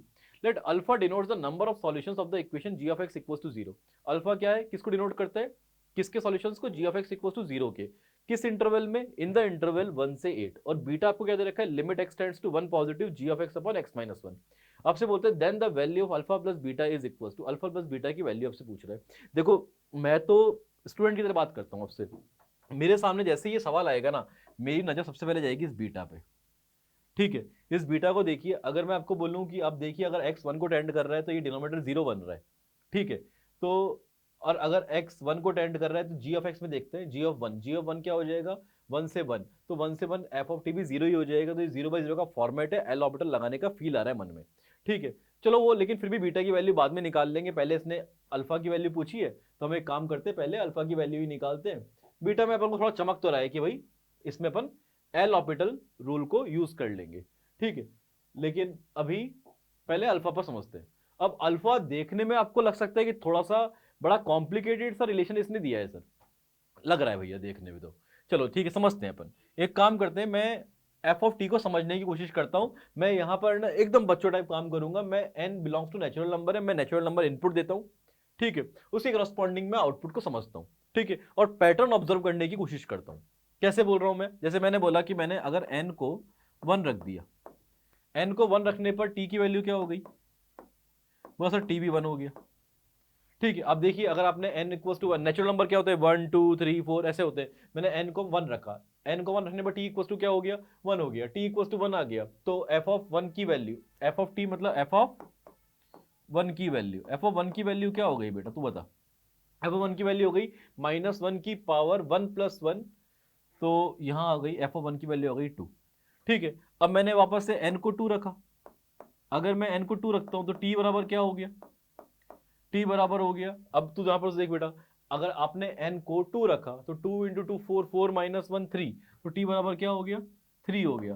तो उस केस में फंक्शन की वैल्यू 3 पर कितनी आ गई, फंक्शन की वैल्यू 3 पर ये आ गई है कि -1 की पावर 3 ऑड नंबर इंटू 2, तो वो क्या हो जाएगा -2। ठीक है, हमें पैटर्न समझ में आ रहा है। अच्छा सर 1 पर 2, 3 पर -2। अब चाहो तो आप लिखना चाहो तो लिख लो कि n बराबर 3 पर t बराबर क्या हो जाएगा 5, और फंक्शन की वैल्यू 5 पर क्या आ जाएगी +2। आगे n बराबर 4 पे t बराबर क्या हो जाएगा 7, फंक्शन की वैल्यू 7 पर क्या आ जाएगी -2। ठीक है, आगे बात करते हैं, n बराबर 5 भी रख ही देता हूं, एक काम करता हूं, t बराबर क्या आ जाएगा 9, और फंक्शन की वैल्यू 9 पर क्या आ जाएगी वापस से +2। ठीक है सर, तो ये हमने n की वैल्यूज अलग अलग रखी, करस्पॉन्डिंग t की वैल्यूज आई, अपन ने फंक्शन की वैल्यू अलग अलग पॉइंट्स पर निकाल ली, 1 पे 3 पे 5 पे 7 पे 9 पे। अच्छी बात है, चलो सवाल स्टार्ट हो गया। अब अगली बात मैंने कर रहा कि भाई अगर t इस इंटरवल में लाई कर रहा है, जैसे अब इस इंटरवल को समझते हैं। अब मैं आपसे बोलूं इस इंटरवल को मैं यही लिखता हूं, जैसे मैंने सपोज करो n को 1 रख दिया, सपोज करो मैंने n को 1 रख दिया, तो t कहां से कहां तक लाई कर रहा है, अब बताइए t कहां से कहां तक लाई करेगा। अगर आप n को 1 रख रहे हो तो ये क्या हो गया 3, और ये क्या हो गया 1 से 3, तो उस केस में n को 1 रखने पर उस केस में आपकी डेफिनेशन क्या हुई, n को आपने क्या रखा है बेटा 1, तो 2 + 1 3, 3 - t, लिख दो आप 3 - t upon two into function की वैल्यू, यहां क्या हो जाएगा, n को 1 रखने पर एफ ऑफ वन कितना निकाला आपने बेटा, 2 निकाला है, प्लस यहां क्या हो जाएगा t माइनस, यहां पर क्या हो गया, n को 1 रखने पर क्या वैल्यू आएगी, t माइनस 1 अपॉन 2, ठीक है। और एफ ऑफ थ्री की वैल्यू क्या निकाल रखी है आपने, -2। अच्छा, यहां मैंने वैल्यू निकाली -2, कुछ कोई दिक्कत नहीं, ये +2 ये और कैंसिल आउट हुआ, ये और ये कैंसिल आउट हुआ, आपकी वैल्यू क्या आ गई है, आपकी वैल्यू आ गई है 3 -t +1, तो वैल्यू आ गई है आपकी 4 -2t। तो आपको ये समझ में आ गया कि जब t की वैल्यू 1 से 3 के बीच में है तो फंक्शन आउटपुट दे रहा है 4 -2t। चलो जी ठीक है, आगे समझते हैं। अब मैंने बोला सर मैंने n को रख दिया 2, n को 2 रखते ही t की वैल्यू किस रेंज में लाई कर गई, n को 2 रखते ही t की वैल्यू लाई कर गई है, आप यहां पर 2 रखो तो 3 से 5 के बीच में लाई कर गई है, ठीक है। और इस डेफिनेशन में आ जाते हैं अपन लोग, ठीक है। तो इस डेफिनेशन में अपन बोलेंगे तो सर ये क्या हो जाएगा, 2 × 2 4 + 1 5, 5 माइनस टी, तो लिख देता हूं मैं 5 माइनस टी बाई 2 इंटू, हाँ जी, f of 2n minus one, f of 2n minus one क्या हो गया, एफ ऑफ 3 की वैल्यू आपने क्या निकाल रखी है, -2 प्लस ये क्या हो जाएगा, t -3 बाई 2 इंटू ये क्या हो जाएगा, एफ ऑफ 5 की वैल्यू क्या निकाल रखी है आपने, +2।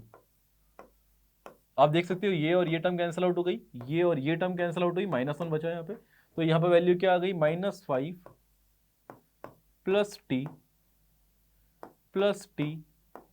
-3, तो ये वैल्यू क्या आ गई, 2t -8। तो आपको समझ में आ गया, जब t की वैल्यू 3 से 5 के बीच में, देखो बेटा मैं कहां तक निकालूंगा, मुझे इन द इंटरवल 1 से 8 के बारे में बात कर रहा है तो मैं वहां तक तो काम करना ही पड़ेगा आपको, ठीक है। फिर मैंने वापस से सवाल में n की को इनपुट दे दिया 3, तो t की वैल्यू कहां से कहां तक वेरी कर जाएंगी, t की वैल्यू वेरी कर जाएगी सर बेटा आपकी 5 से लेके 7 तक, t की वैल्यू वेरी कर गई 5 से लेके 7 तक। अपन एक काम करेंगे, इसके बाद में ग्राफ बनाने की कोशिश करेंगे इसका, ठीक है।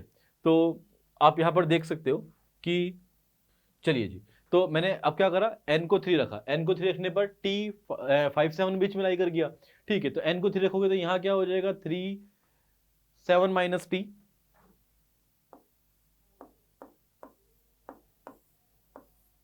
ठीक है, और इंटू अपॉन 2, अब थोड़ा जल्दी कर लेते हैं इसको, अब ये यहां पर वैल्यू क्या आ जाएगी, प्लस का 2 आ जाएगा, plus t -5 upon 2 into minus का 2, ठीक है। तो ये 2 और 2 कैंसल आउट हो गया, और ये 2 और ये 2 भी कैंसल आउट हो गया, -1 आ गया, तो यहाँ क्या वैल्यू हो गई, 7 -t प्लस 5, तो वैल्यू क्या आ गई, 12 -2t, ठीक है। तो हमने काफ़ी सारी वैल्यूज़ कैलकुलेट कर ली हैं, ठीक है। तो चलो अब अपन ने फंक्शन को रीडिफाइन कर ही लिया है, तो अपन फंक्शन को लिखना स्टार्ट करते हैं कि फंक्शन को हम लोगों ने किस तरीके से समझा, और जो जो वैल्यूज़ अपन ने कैलकुलेट करी है अलग अलग पॉइंट्स पे, वो सारी की सारी वैल्यूज़ अपन एक एक करके लिखने की कोशिश करते हैं, ठीक है। आपने वैल्यूज़ कहाँ कहाँ पर निकाली थी बेटा, आपने बोला हमने t = 1 पे वैल्यू निकाली थी, ठीक है। फिर t वेरीज फ्रॉम, चलो मैं एक बार दिखा देता हूँ आपको वापस से, ठीक है। आपने t = 1 पे वैल्यू निकाल रखी है, वो देखो t = 1 पे वैल्यू क्या है, 2 है, ठीक है। फिर 1 से 3 निकाल ली, फिर 3 पर निकाल ली, फिर 3 से 5 निकाल ली, फिर 5 पर निकाल ली, फिर 5 से 7 निकाल ली, फिर 7 पर निकाल ली, ठीक है। तो ये सब अपन पहले तो इंटरवल्स लिख देते हैं कि t 1 पर निकाल ली, फिर 1 से 3 में वैल्यूज निकाल ली, फिर t बराबर 3 पर निकाल ली, फिर t जब 3 से 5 है तब अपन ने वैल्यू निकाल ली, फिर t = 5 पर निकाल ली, फिर t जब 5 से 7 है तो अपन ने वैल्यू निकाल ली, ठीक है। फिर t इक्वल्स टू 7 पे वैल्यू निकाल ली, t जब t 7 है तो हमने वैल्यू निकाल ली। फिर t की वैल्यू जब 7 से 9 होगी उस टाइम अपन लिख लेंगे, ठीक है। तो t इक्वल्स टू 1 3 5 7, अपन लोगों ने क्या देखा था बेटा थोड़ी देर पहले कि t इक्वल्स टू 1 3 5 7, तो 2 फिर -2 फिर 2 फिर -2 फिर 2, इस तरह से वैल्यू आ रही, ऑल्टरनेट नेगेटिव पॉजिटिव। तो सबसे पहले वैल्यू आई 2, फिर आई -2, फिर वैल्यू आई 2, फिर वैल्यू आई -2, ठीक है सर। ये वाला पार्ट अपन ने पहले लिख दिया। फिर t की वैल्यू जब 1 से 3 के बीच में है तो हम लोगों ने क्या कैलकुलेट करा है, यहाँ पर देखिए, जब t की वैल्यू 1 से 3 के बीच में है तो हमने क्या कैलकुलेट करा, 4 - 2t। तो इसको लिख दो 4 - 2t, 4 - 2t, ठीक है। सब जब t की वैल्यू 3 है, अच्छा t की वैल्यू जब 3 से 5 के बीच में है, ठीक है, तो ये t इक्वल्स टू 1 पे लिख दिया था, t इक्वल्स टू 5। यहाँ पर थोड़ा सा अपन को नीचे लिखना चाहिए, इसको कंफ्यूज ना हो जाना, चलो ठीक है, वैसे ध्यान रहेगा आप लोगों को भी, ठीक है। जब फिर उसके अंदर आपने 3 से 5 के बीच में तो आपने लिख दिया 2t - 8, तो 2t - 8 आपने वैल्यू निकाल ली।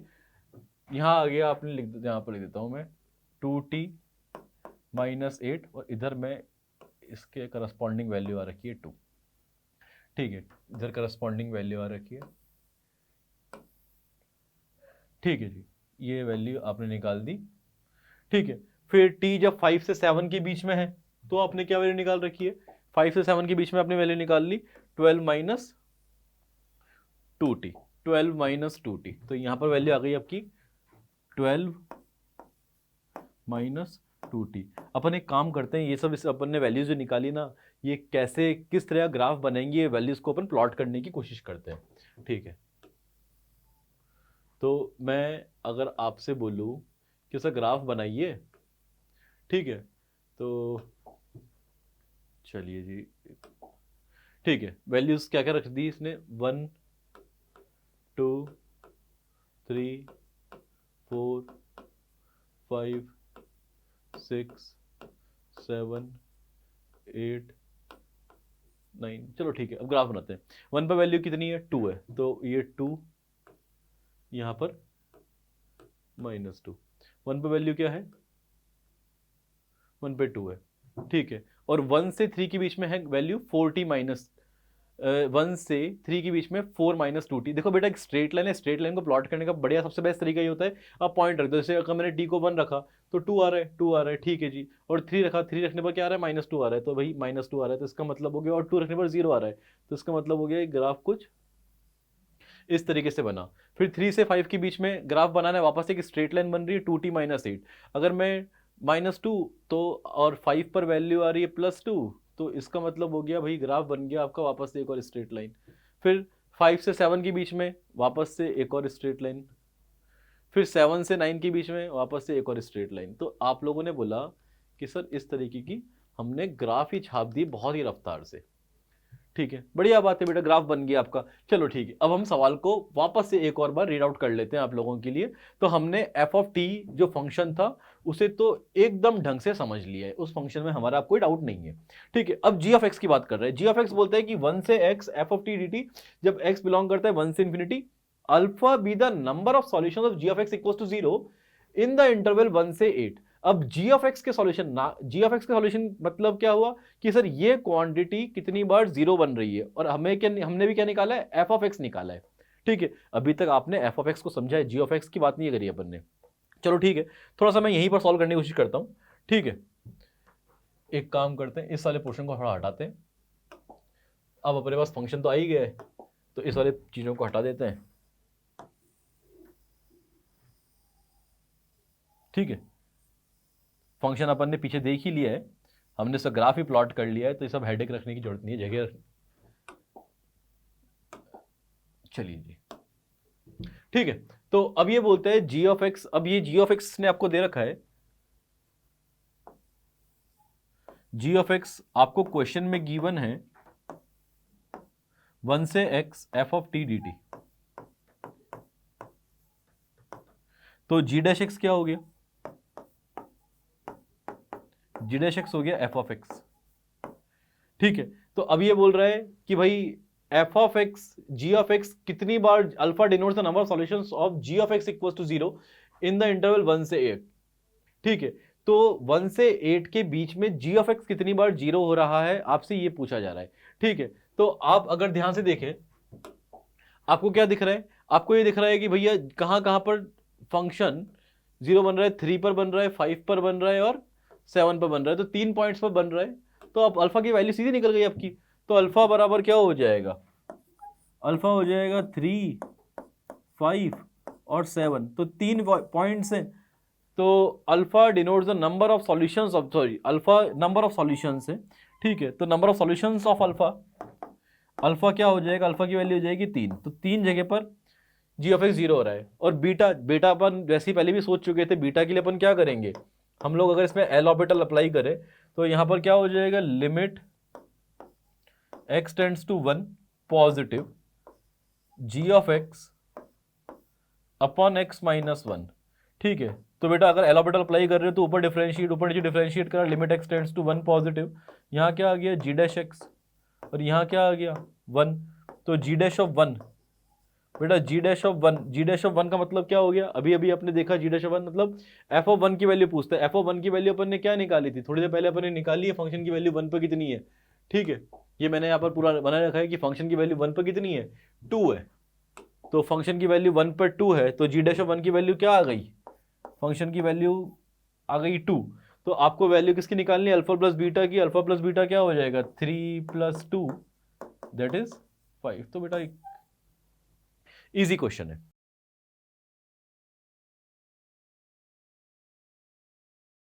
पैराग्राफ 1 डिस्कस कर रहे हैं, जेईई एडवांस 2024 में आया हुआ क्वेश्चन। ठीक है, क्वेश्चन क्या बोलता है, देखो समझते हैं सवाल को आराम से। तो आपको बोलता है एस एक सेट है जिसके अंदर एलिमेंट्स है 1 2 3 4 5 6। ठीक है, 6 एलिमेंट है। और x, अब x is the set of all the relations r from s to s। तो अब देखो बेटा s टू s क्या है, बहुत सारे रिलेशंस बन सकते हैं। जैसे s क्या है, s आप बोलेंगे सर s हमारे पास एक सेट है जिसके अंदर एलिमेंट्स है 1 2 3 4 5 6, और वापस से एक और सेट है, वापस से मैं यहाँ पर लिख देता हूँ s, और यहाँ पर है 1 2 3 4 5 और 6। अब s टू s अगर मैं रिलेशंस डिफाइन करूं, अगर मैं सब कुछ भूल जाता हूं, मैं आपसे बोलता हूं कि कैसे कैसे रिलेशंस बन सकते हैं, तो आप बोलेंगे सर 1 1 से रिलेट हो सकता है, 1 2 से हो सकता है, 1 3 से हो सकता है, 1 4 से हो सकता है, 1 5 से रिलेट हो सकता है, 1 6 से रिलेट हो सकता है। सिमिलरली 2 के पास आपस से 6 ऑप्शन है, 3 के पास आपस से 6 ऑप्शन है, 4 के पास आपस से 6 ऑप्शन है, 5 के पास आपस से 6 ऑप्शन है, 6 के पास आपस से 6 ऑप्शन है। तो कितने ऑर्डर्ड पेयर बन सकते हैं, तो 6 की पावर 6 ऑर्डर्ड पेयर डिफाइन हो सकते हैं s टू s। अब उन ऑर्डर्ड पेयर का जो सबसेट होता है उसको अपन क्या बोलते हैं, उन ऑर्डर्ड पेयर के सबसेट को अपन बोलते हैं रिलेशन। अब ये बोलते हैं मुझे एक रिलेशन डिफाइन करना है r from s to s, लेकिन अब मेरे ये बोल रहा है कि x with the set of relation r from s to s that satisfy the following condition. अब मेरा जो रिलेशन x है वो कुछ कंडीशंस को होल्ड कर रहा है, कुछ कंडीशंस को सेटिस्फाई कर रहा है। अब वो कंडीशंस क्या है, पहले वो कंडीशंस पढ़ते हैं। पहली कंडीशन है r हैज एग्जैक्टली 6 एलिमेंट, मतलब भैया जो अपना जो रिलेशन बनेगा उसमें केवल 6 एलिमेंट होने चाहिए, अच्छी बात है। और फिर बोलता है for each a, b belongs to r, मतलब अब जो भी ऑर्डर्ड पेयर बन रहे हैं रिलेशन के अंदर, ठीक है, जो भी ऑर्डर्ड पेयर बन रहे हैं रिलेशन के अंदर, वो इस डेफिनेशन, इस कंडीशन को होल्ड करने चाहिए कि magnitude of a minus b greater than equals to 2, कि जो ऑर्डर्ड पेयर बना उनके एलिमेंट्स में जो डिफरेंस है वो क्या होना चाहिए, 2 या 2 से बड़ा होना चाहिए। अच्छा जी, चलो ठीक है।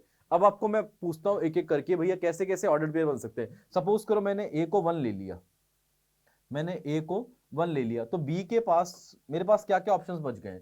तो आप बोलेंगे सर 1 1 नहीं आ सकता, 1 2 नहीं आ सकता, क्यों नहीं आ सकता, 1 1 क्यों नहीं ले रहा, क्योंकि इन दोनों के बीच में डिफरेंस कितने का हो गया, 0 का हो गया।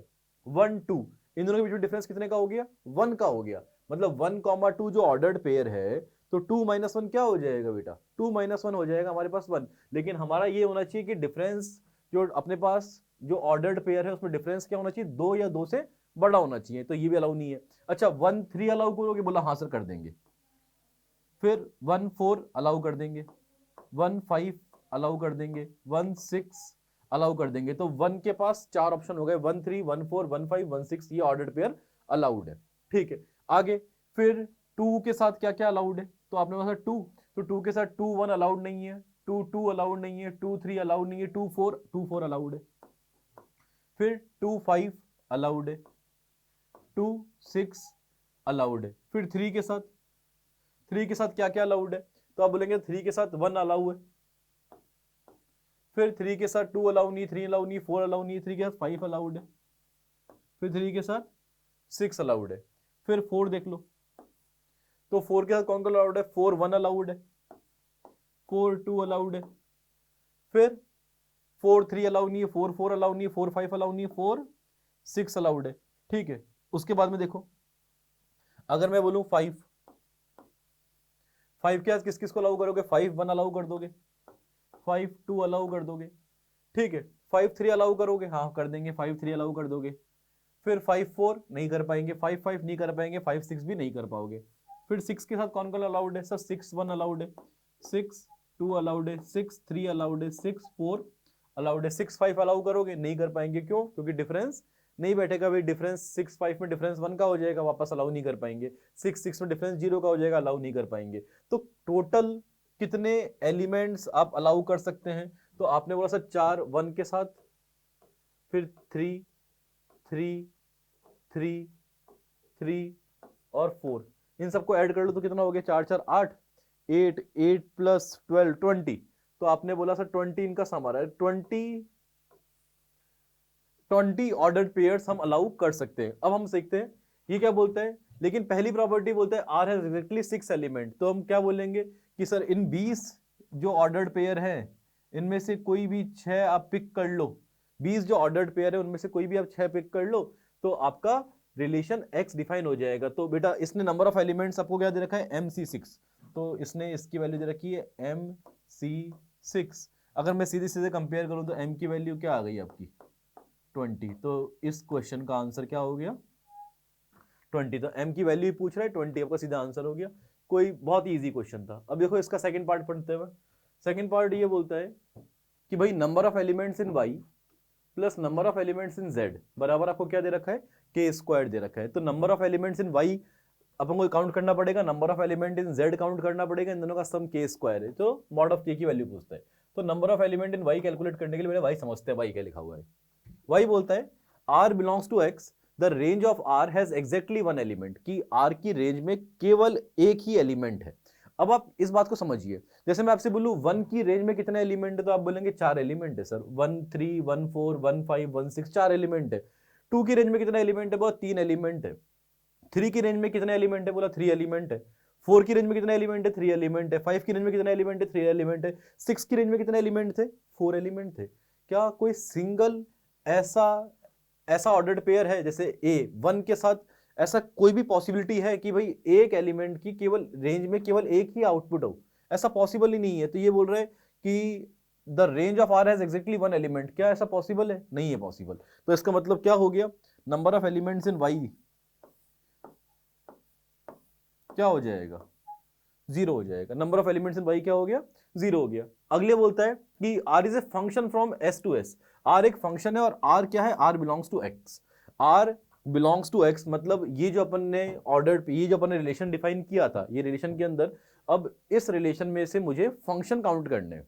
ठीक है, सबसे पहले तो बेटा फंक्शन क्या होता है हम लोग ये समझ लेते हैं। आप लोगों को याद भी होगा, आपको पढ़ाया जाता है कि फंक्शन क्या होता है, फंक्शन की डेफिनेशन क्या होती है। फंक्शन की डेफिनेशन होती है कि एक ऐसा रिलेशन जो दो प्रॉपर्टीज को होल्ड करे, एक ऐसा रिलेशन जो दो प्रॉपर्टीज को होल्ड करे, उसको बोलते हैं अपन फंक्शन। तो दो प्रॉपर्टीज कौन सी होती है कि किसी भी एक एलिमेंट की एक से अधिक इमेजेस नहीं होनी चाहिए और एस सेट के हर एक एलिमेंट की एक ना एक इमेज होनी चाहिए।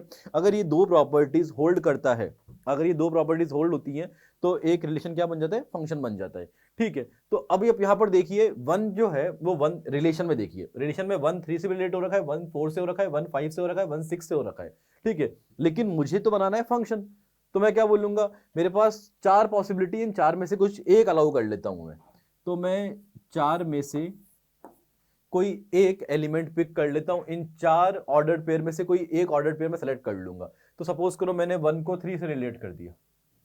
ठीक है, अब मेरे पास 2 के पास आपस से 3 पॉसिबिलिटी है, 2 4 2 5 2 6, उन 3 में से कोई एक सेलेक्ट कर लूंगा, तो इंटू 3C1, वापस से 3 के पास आपस से 3 पॉसिबिलिटी 1 3 1 3 5 3 6, उन 3 में से कोई एक सेलेक्ट कर लूंगा, तो वापस से 3C1 इंटू 3C1 इंटू 5 के पास भी 3, ये मैंने 3C1 इंटू 4C1, ठीक है, ये आपने कर दिया, ये बराबर हो जाएगा number of elements in Z।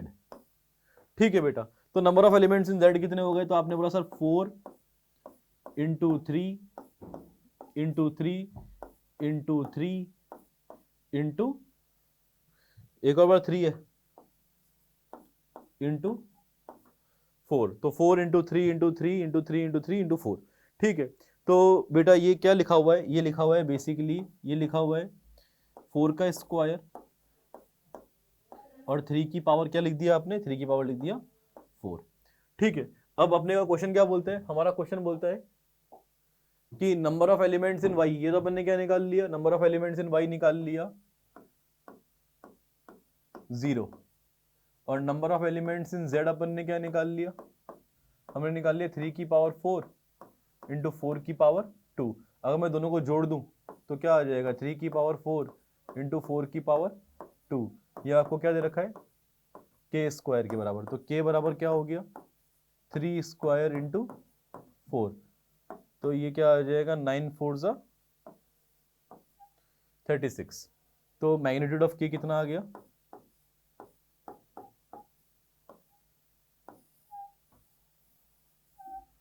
36। ठीक है, तो आपका आंसर क्या होगा, मैग्नीट्यूड ऑफ के इज 36। यहाँ प्लस माइनस सिंबल आ रहा है, इसलिए इसने मैग्नीट्यूड पूछ के केवल एक ही सिंबल यूज कर रहा है। तो क्वेश्चन है आपके सामने, question number 16 and 17 paragraph based question है, बहुत ज़्यादा आसान क्वेश्चन आया है। आपको बोलता है एफ डिफाइंड फ्रॉम 0 से पाई बाई 2 टू 0 से 1 be the function defined by f of x equals to sine square x. G एक फंक्शन है जो इनपुट ले रहा है 0 से पाई बाई 2, आउटपुट दे रहा है 0 से इन्फिनिटी बी द फंक्शन। चलो ठीक है, डोमेन को डोमेन सब दे दिया इसने, बहुत अच्छी बात है। और फंक्शन इसने बता दिया एफ ऑफ एक्स तो साइन स्क्वायर एक्स दे दिया, और जी ऑफ एक्स आपको दे दिया under root of pi x by 2 minus x square. बोलता है फाइंड द वैल्यू ऑफ, आपको एक एक्सप्रेशन दे दिया, बोला इस एक्सप्रेशन की वैल्यू फाइंड आउट करो। ठीक है, अब देखो इसकी वैल्यू फाइंड आउट करने के लिए मैं क्या करता हूं, मैं एक काम सबसे पहले तो ये काम करता हूं, इस 2 को बाहर से ना अंदर भेजता हूं, इस 2 को मैंने अंदर भेज दिया। अब देख सकते हो दोनों की लिमिट सेम हो गई है, तो अगर मैं कॉमन ले लूं, ठीक है, तो अगर मैं ऐसा लिख दूं कि 0 से पाई बाई 2, ठीक है, और 2 f of x g of x minus g of x हो गया, जी ऑफ एक्स कॉमन आ गया, तो यहां बच क्या गया, तो बच गया 2 f of x minus 1 into g of x d x. I hope ये स्टेप तो सबको समझ में आना चाहिए कि भाई हाँ जी, इन दोनों में कॉमन क्या आ रहा है, जी ऑफ एक्स कॉमन आ गया, 2 एफ ऑफ एक्स माइनस 1 बच गया। ठीक है, आगे देखते हैं सवाल को। ठीक है, मैं एक एक करके वैल्यू सब्स्टिट्यूट करता हूं, मैं इसको आई लिख देता हूं, मुझे आई की वैल्यू कैलकुलेट करनी है। तो आपने बोला कि सर ये हो गया 0 से पाई बाई 2, ठीक है, यहां हो गया 2 f of x 2 sign square x minus 1 minus 2 sign square x formula होता है, वो किसका होता है, कॉस 2x का फॉर्मूला होता है, तो यहां आ जाएगा माइनस कॉस 2x। ठीक है, और जी ऑफ एक्स सबको क्या दे रखा है, अंडर रूट ऑफ, सर इन दोनों में क्या कॉमन आ रहा है, सर x कॉमन आ गया, तो यहां आ गया पाई बाई 2 माइनस एक्स। तो आपको इस इंटीग्रल आई की वैल्यू कैलकुलेट करने के लिए बोला जा रहा है सवाल में। ठीक है जी, मैं इसको नाम दे देता हूं 1। आई होप आपको समझ में आ रहा होगा, 2 साइन स्क्वायर एक्स माइनस 1, ठीक है, उसको मैंने माइनस का अगर कॉमन ले लूं तो 1 माइनस ये 2 साइन स्क्वायर एक्स माइनस 1, अगर मैं माइनस कॉमन ले लूं इसके अंदर तो यहां हो जाएगा 1 माइनस 2 साइन स्क्वायर एक्स, जो कि किसका फॉर्मूला होता है, माइनस कॉस 2x का फॉर्मूला होता है। आई होप आपको क्लियर हो रहा होगा ये स्टेप। ठीक है, चलिए जी आगे देखते हैं। चलिए ठीक है, अब मेरे पास ये सवाल आ गया। अब अगर मैं आपको बोलूं कि इस सवाल में मैं यहां पर किंग्स अप्लाई कर रहा हूं, ठीक है, अप्लाइंग किंग्स प्रॉपर्टी, तो अगर मैं यहां पर मैं किंग्स प्रॉपर्टी अप्लाई कर रहा हूं, किंग्स प्रॉपर्टी अप्लाई करने पर यहां क्या हो जाएगा, तो आप बोल सकते हैं सर यहाँ हो जाएगा माइनस तो पड़ा रहेगा ऐसा कैसा, यहाँ हो जाएगा 0 से π/2। सर यहाँ पर क्या हो जाएगा cos 2, यहाँ क्या हो जाएगा π/2। x किंग्स का मतलब क्या हो गया, प्रॉपर्टी 4, ठीक है। x को किससे रिप्लेस कर दोगे, π/2 माइनस एक्स से, ठीक है। तो यहाँ π/2 माइनस एक्स, यहाँ हो जाएगा अंडर रूट ऑफ x को रिप्लेस कर दिया π/2 माइनस एक्स से, और यहाँ पर आप देखो π/2 माइनस π/2 माइनस एक्स, तो क्या आ जाएगा, वापस से x ही बच जाएगा, ठीक है। तो ये आपकी सेकंड इक्वेशन बन गई। अगर इक्वेशन 1 और इक्वेशन 2 को मैं ऐड कर दूं तो ट्वाइस ऑफ आई, ठीक है। अब बेटा चलो इसको थोड़ा देख भी लो, ये क्या लिखा हुआ है, पाई माइनस 2x लिखा हुआ है, ठीक है। ऐड करने से पहले एक काम करते हैं, इसको हल्का सा सिंप्लीफाई और कर देते हैं, ठीक है। तो ये हो जाएगा 0 से π/2 cos 2x, मैंने माइनस साइन को कंपनसेट कर दिया, ठीक है। और यहाँ under root of π/2 minus x into x कर दिया, इसको मैंने सेकेंड नाम दे दिया। ऐसा करने से कि आपको एकदम दिखेगा कि अगर मैं 1 और 2 को ऐड कर रहा हूं, दोनों एक दूसरे के नेगेटिव है, तो ट्वाइस ऑफ आई बराबर क्या हो गया, 0। तो आई बराबर क्या हो गया, 0। तो बहुत ही कम बार ऐसा होता है कि एडवांस इतना आसान क्वेश्चन पूछता है, ठीक है। सीधे आपका आंसर क्या आ गया, 0। तो पैराग्राफ का पहले पार्ट का आंसर आपने निकाल लिया। चलो जी सेकंड पार्ट को देखते हैं। सेकंड पार्ट, अब देखिए आपको यहां पर दे रखा है कि 16/π³ 0 से π/2 f(x) इंटू g(x). f(x) और g(x) पुराने पैराग्राफ में अपन को दे ही रखे हैं, ठीक है। f(x) तो अपन को क्या दे रखा था सवाल ने, sin स्क्वायर एक्स, और g(x) आपको क्या दे रखा था, under root of πx/2 minus x square. एक बार अपन कंफर्म कर लेते हैं, नहीं तो पूरा सवाल सॉल्व कर लो गलत हो जाए, ठीक है। तो आपको g(x) क्या दे रखा था, under root of πx/2 minus x square, πx/2 minus x square, πx/2 minus x square. चलो जी ठीक है, तो हम लोगों ने लिमिट लिख दिया, i इक्वल्स टू क्या लिखा अपन ने। चलो जी स्टार्ट करते हैं सवाल को सॉल्व करना, ठीक है। i आपके लिए लिख दिया 16/π³, लिमिट कहां से कहां तक लग गई, 0 से π/2, और f(x) sin स्क्वायर एक्स, और g(x) आपने क्या लिख दिया, अंडर रूट ऑफ, वापस से मैं वही x कॉमन ले लेता हूं, बच क्या गया, π/2 माइनस एक्स dx। आपको इसकी वैल्यू कैलकुलेट करने के लिए बोल रहा है। अगर मैं वापस से यहां पर किंग्स प्रॉपर्टी अप्लाई करूं, तो आपने बोला था 16/π³,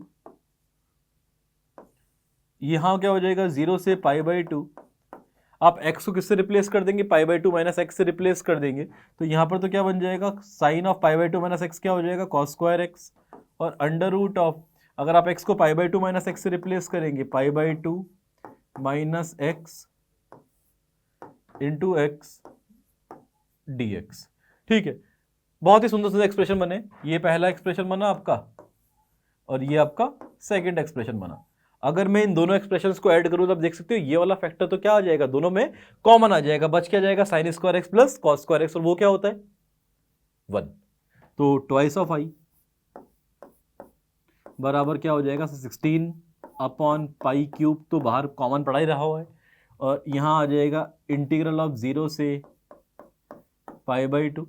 सर यहां पर क्या आ जाएगा, कॉमन क्या आ गया, under root of π/2 minus x into x, और ब्रैकेट में क्या आ गया, sin square x plus cos square x, sin square x plus cos square x dx।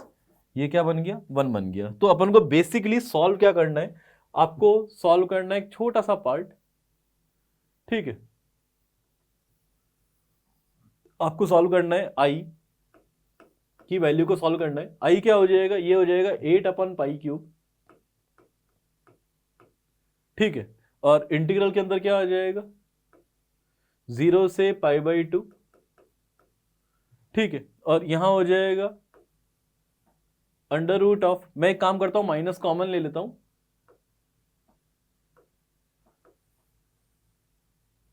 मैं माइनस कॉमन ले लेता हूं और यहां पर लिखता हूं एक्स स्क्वायर माइनस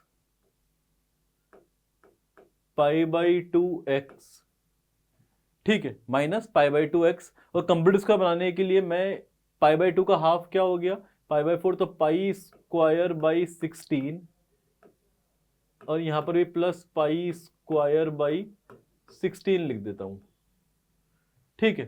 तो आपका ये क्वेश्चन क्या बन जाएगा, आपका क्वेश्चन बन जाएगा सर मुझे वैल्यू निकालनी 8/π³ इंटीग्रल 0 से पाई बाई 2, ठीक है, अंडर रूट के अंदर क्या आ गया, पाई square by 16 minus x minus pi by 4 का होल स्क्वायर dx, ठीक है। ये आपने वैल्यू निकाल दी, मुझे बस इस इंटीग्रल को सॉल्व करना है, बहुत ही आसान है। अब देखो बेटा, दो तरीके से बच्चा कर सकता है। बच्चा बोलेगा सर मेरे को फॉर्मूला याद है a² माइनस x स्क्वायर का, ठीक है, वो मजदूरी वो कर सकता है, लेकिन मैं आपको सजेस्ट करूंगा आप ऐसे मत करो, ठीक है।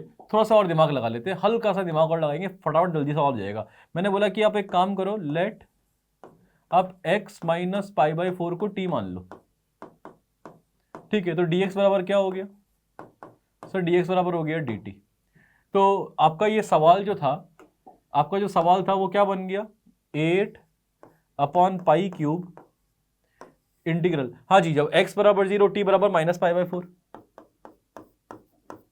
जब x बराबर पाई बाई 2 t बराबर पाई बाई 4, और यहां हो गया under root of pi square by 16 minus t square, और dx के लिए क्या लिख दिया अपन ने, dt। तो आपको इसकी वैल्यू कैलकुलेट करनी है। अब देखो बेटा, अब इस सवाल को ये वाला इस इंटीग्रल को ध्यान से देखो, ये इंटीग्रल, ये जो इंटीग्रल मैं आपको दिखा रहा हूं, ये जो इंटीग्रल है, आप मुझे बताइए एक छोटा सा सवाल, क्या ये एक ऑड फंक्शन है या इवन फंक्शन है। जैसे आपको दिख रहा है कि अगर मैं t को माइनस टी से रिप्लेस करूं, कोई परिवर्तन आ रहा है, कोई चेंजेस क्रिएट हो रहे हैं, कोई चेंजेस क्रिएट नहीं हो रहे, इसका मतलब ये फंक्शन कैसा है, ऑड है या इवन है, इवन फंक्शन है। अगर इवन फंक्शन है, -a to a है, वैसे -a से a वाली लिमिट देखते ही आपके मन में ये सवाल आ जाना चाहिए कि ये ऑड है या इवन है। तो ये एक इवन फंक्शन है, ये एक इवन फंक्शन है, तो मैं लिमिट को क्या कर सकता हूं, ठीक है, आई आपको दे रखा है 8/π³ माइनस पाई बाई 4 से, चलो माइनस पाई बाई 4 से plus pi by 4 under root of, एक बार वापस देख लेते हैं क्या लिखा था, क्या सॉल्व कर रहे हैं हम लोग, ठीक है। 8/π³ माइनस पाई बाई 4 से plus pi by 4 under root of pi square by 16 minus t square, pi square by 16 minus t square dt, ठीक है। अब जैसा मैंने आपको बोला था ये फंक्शन एक इवन फंक्शन है, तो अगर ये एक इवन फंक्शन है तो मैं लिमिट को कर देता हूं 16/π³, यहां आ गया 0 से pi by 4 under root of pi square by 16 minus t square dt। अब देख यार, थोड़ा सा दिमाग लगा, हल्का सा दिमाग लगा, तो देख इस फंक्शन को देख, अगर मैं इस फंक्शन को समझूं ये लिखा हुआ क्या है, ठीक है। जैसे बेटा ये t तो डमी वेरिएबल, तुम x लिख दो, t लिख दो, कोई फर्क नहीं पड़ता, तो मैं यहाँ पे x लिख देता हूँ ताकि देखो अच्छा लिखे, ठीक है। तो अगर मैं आपको बोलूँ कि सर ये लिखा हुआ है y equals to under root of pi square by 16 minus x square लिखा हुआ है, स्क्वायरिंग बोथ साइड करा तो ये x square plus y square बराबर पाई स्क्वायर बाई 16 लिखा हुआ है, ठीक है। तो एक सर्कल लिखा हुआ है, और टू बी मोर प्रिसाइज ये एक सेमी सर्कल लिखा हुआ है, एक सेमी सर्कल जिसका रेडियस क्या है, एक सेमी सर्कल जिसका रेडियस है जिसका रेडियस है पाई बाई 4, तो ये पाई बाई 4 रेडियस का एक सेमी सर्कल है, ठीक है। और आपसे ये जो इंटीग्रल बोल रहा है, बोल रहा है 0 से पाई बाई 4 के बीच में वैल्यू बताओ इसकी। तो बेटा बेसिकली आपसे ये वाला एरिया पूछ रहा है, ये एरिया क्या है, एक क्वार्टर सर्कल है। क्वार्टर सर्कल क्या होता है, पाई आर स्क्वायर क्या हो गया, पाई स्क्वायर बाई 16/4। आपसे इसकी वैल्यू पूछ रहा है π³, तो आपसे वैल्यू किसकी पूछी जा रही है, तो आपसे बोलेगा सर 16/π³, तो मैंने लिख रखा था पहले से, और इसकी वैल्यू में डायरेक्ट, अब इसको देखो फॉर्मूला लगाना या t को π/4 sin थीटा सब्स्टिट्यूट करना, ये सब नहीं करना, आप ऑब्जर्व करो, है ना, एक क्वार्टर सर्कल है, तो ये क्या हो जाएगा पाई स्क्वायर, तो π³ हो गया, π³ 16 इंटू 4, तो आपका आंसर क्या आ गया, पाई क्यूब से पाई क्यूब गया, 16 से 16 गया, आपका आंसर आ गया 1/4। 1/4 क्या होता है, 1/4 होता है 0.25, तो आप आंसर दे देंगे 0.25। एकदम आसान क्वेश्चन, ठीक है।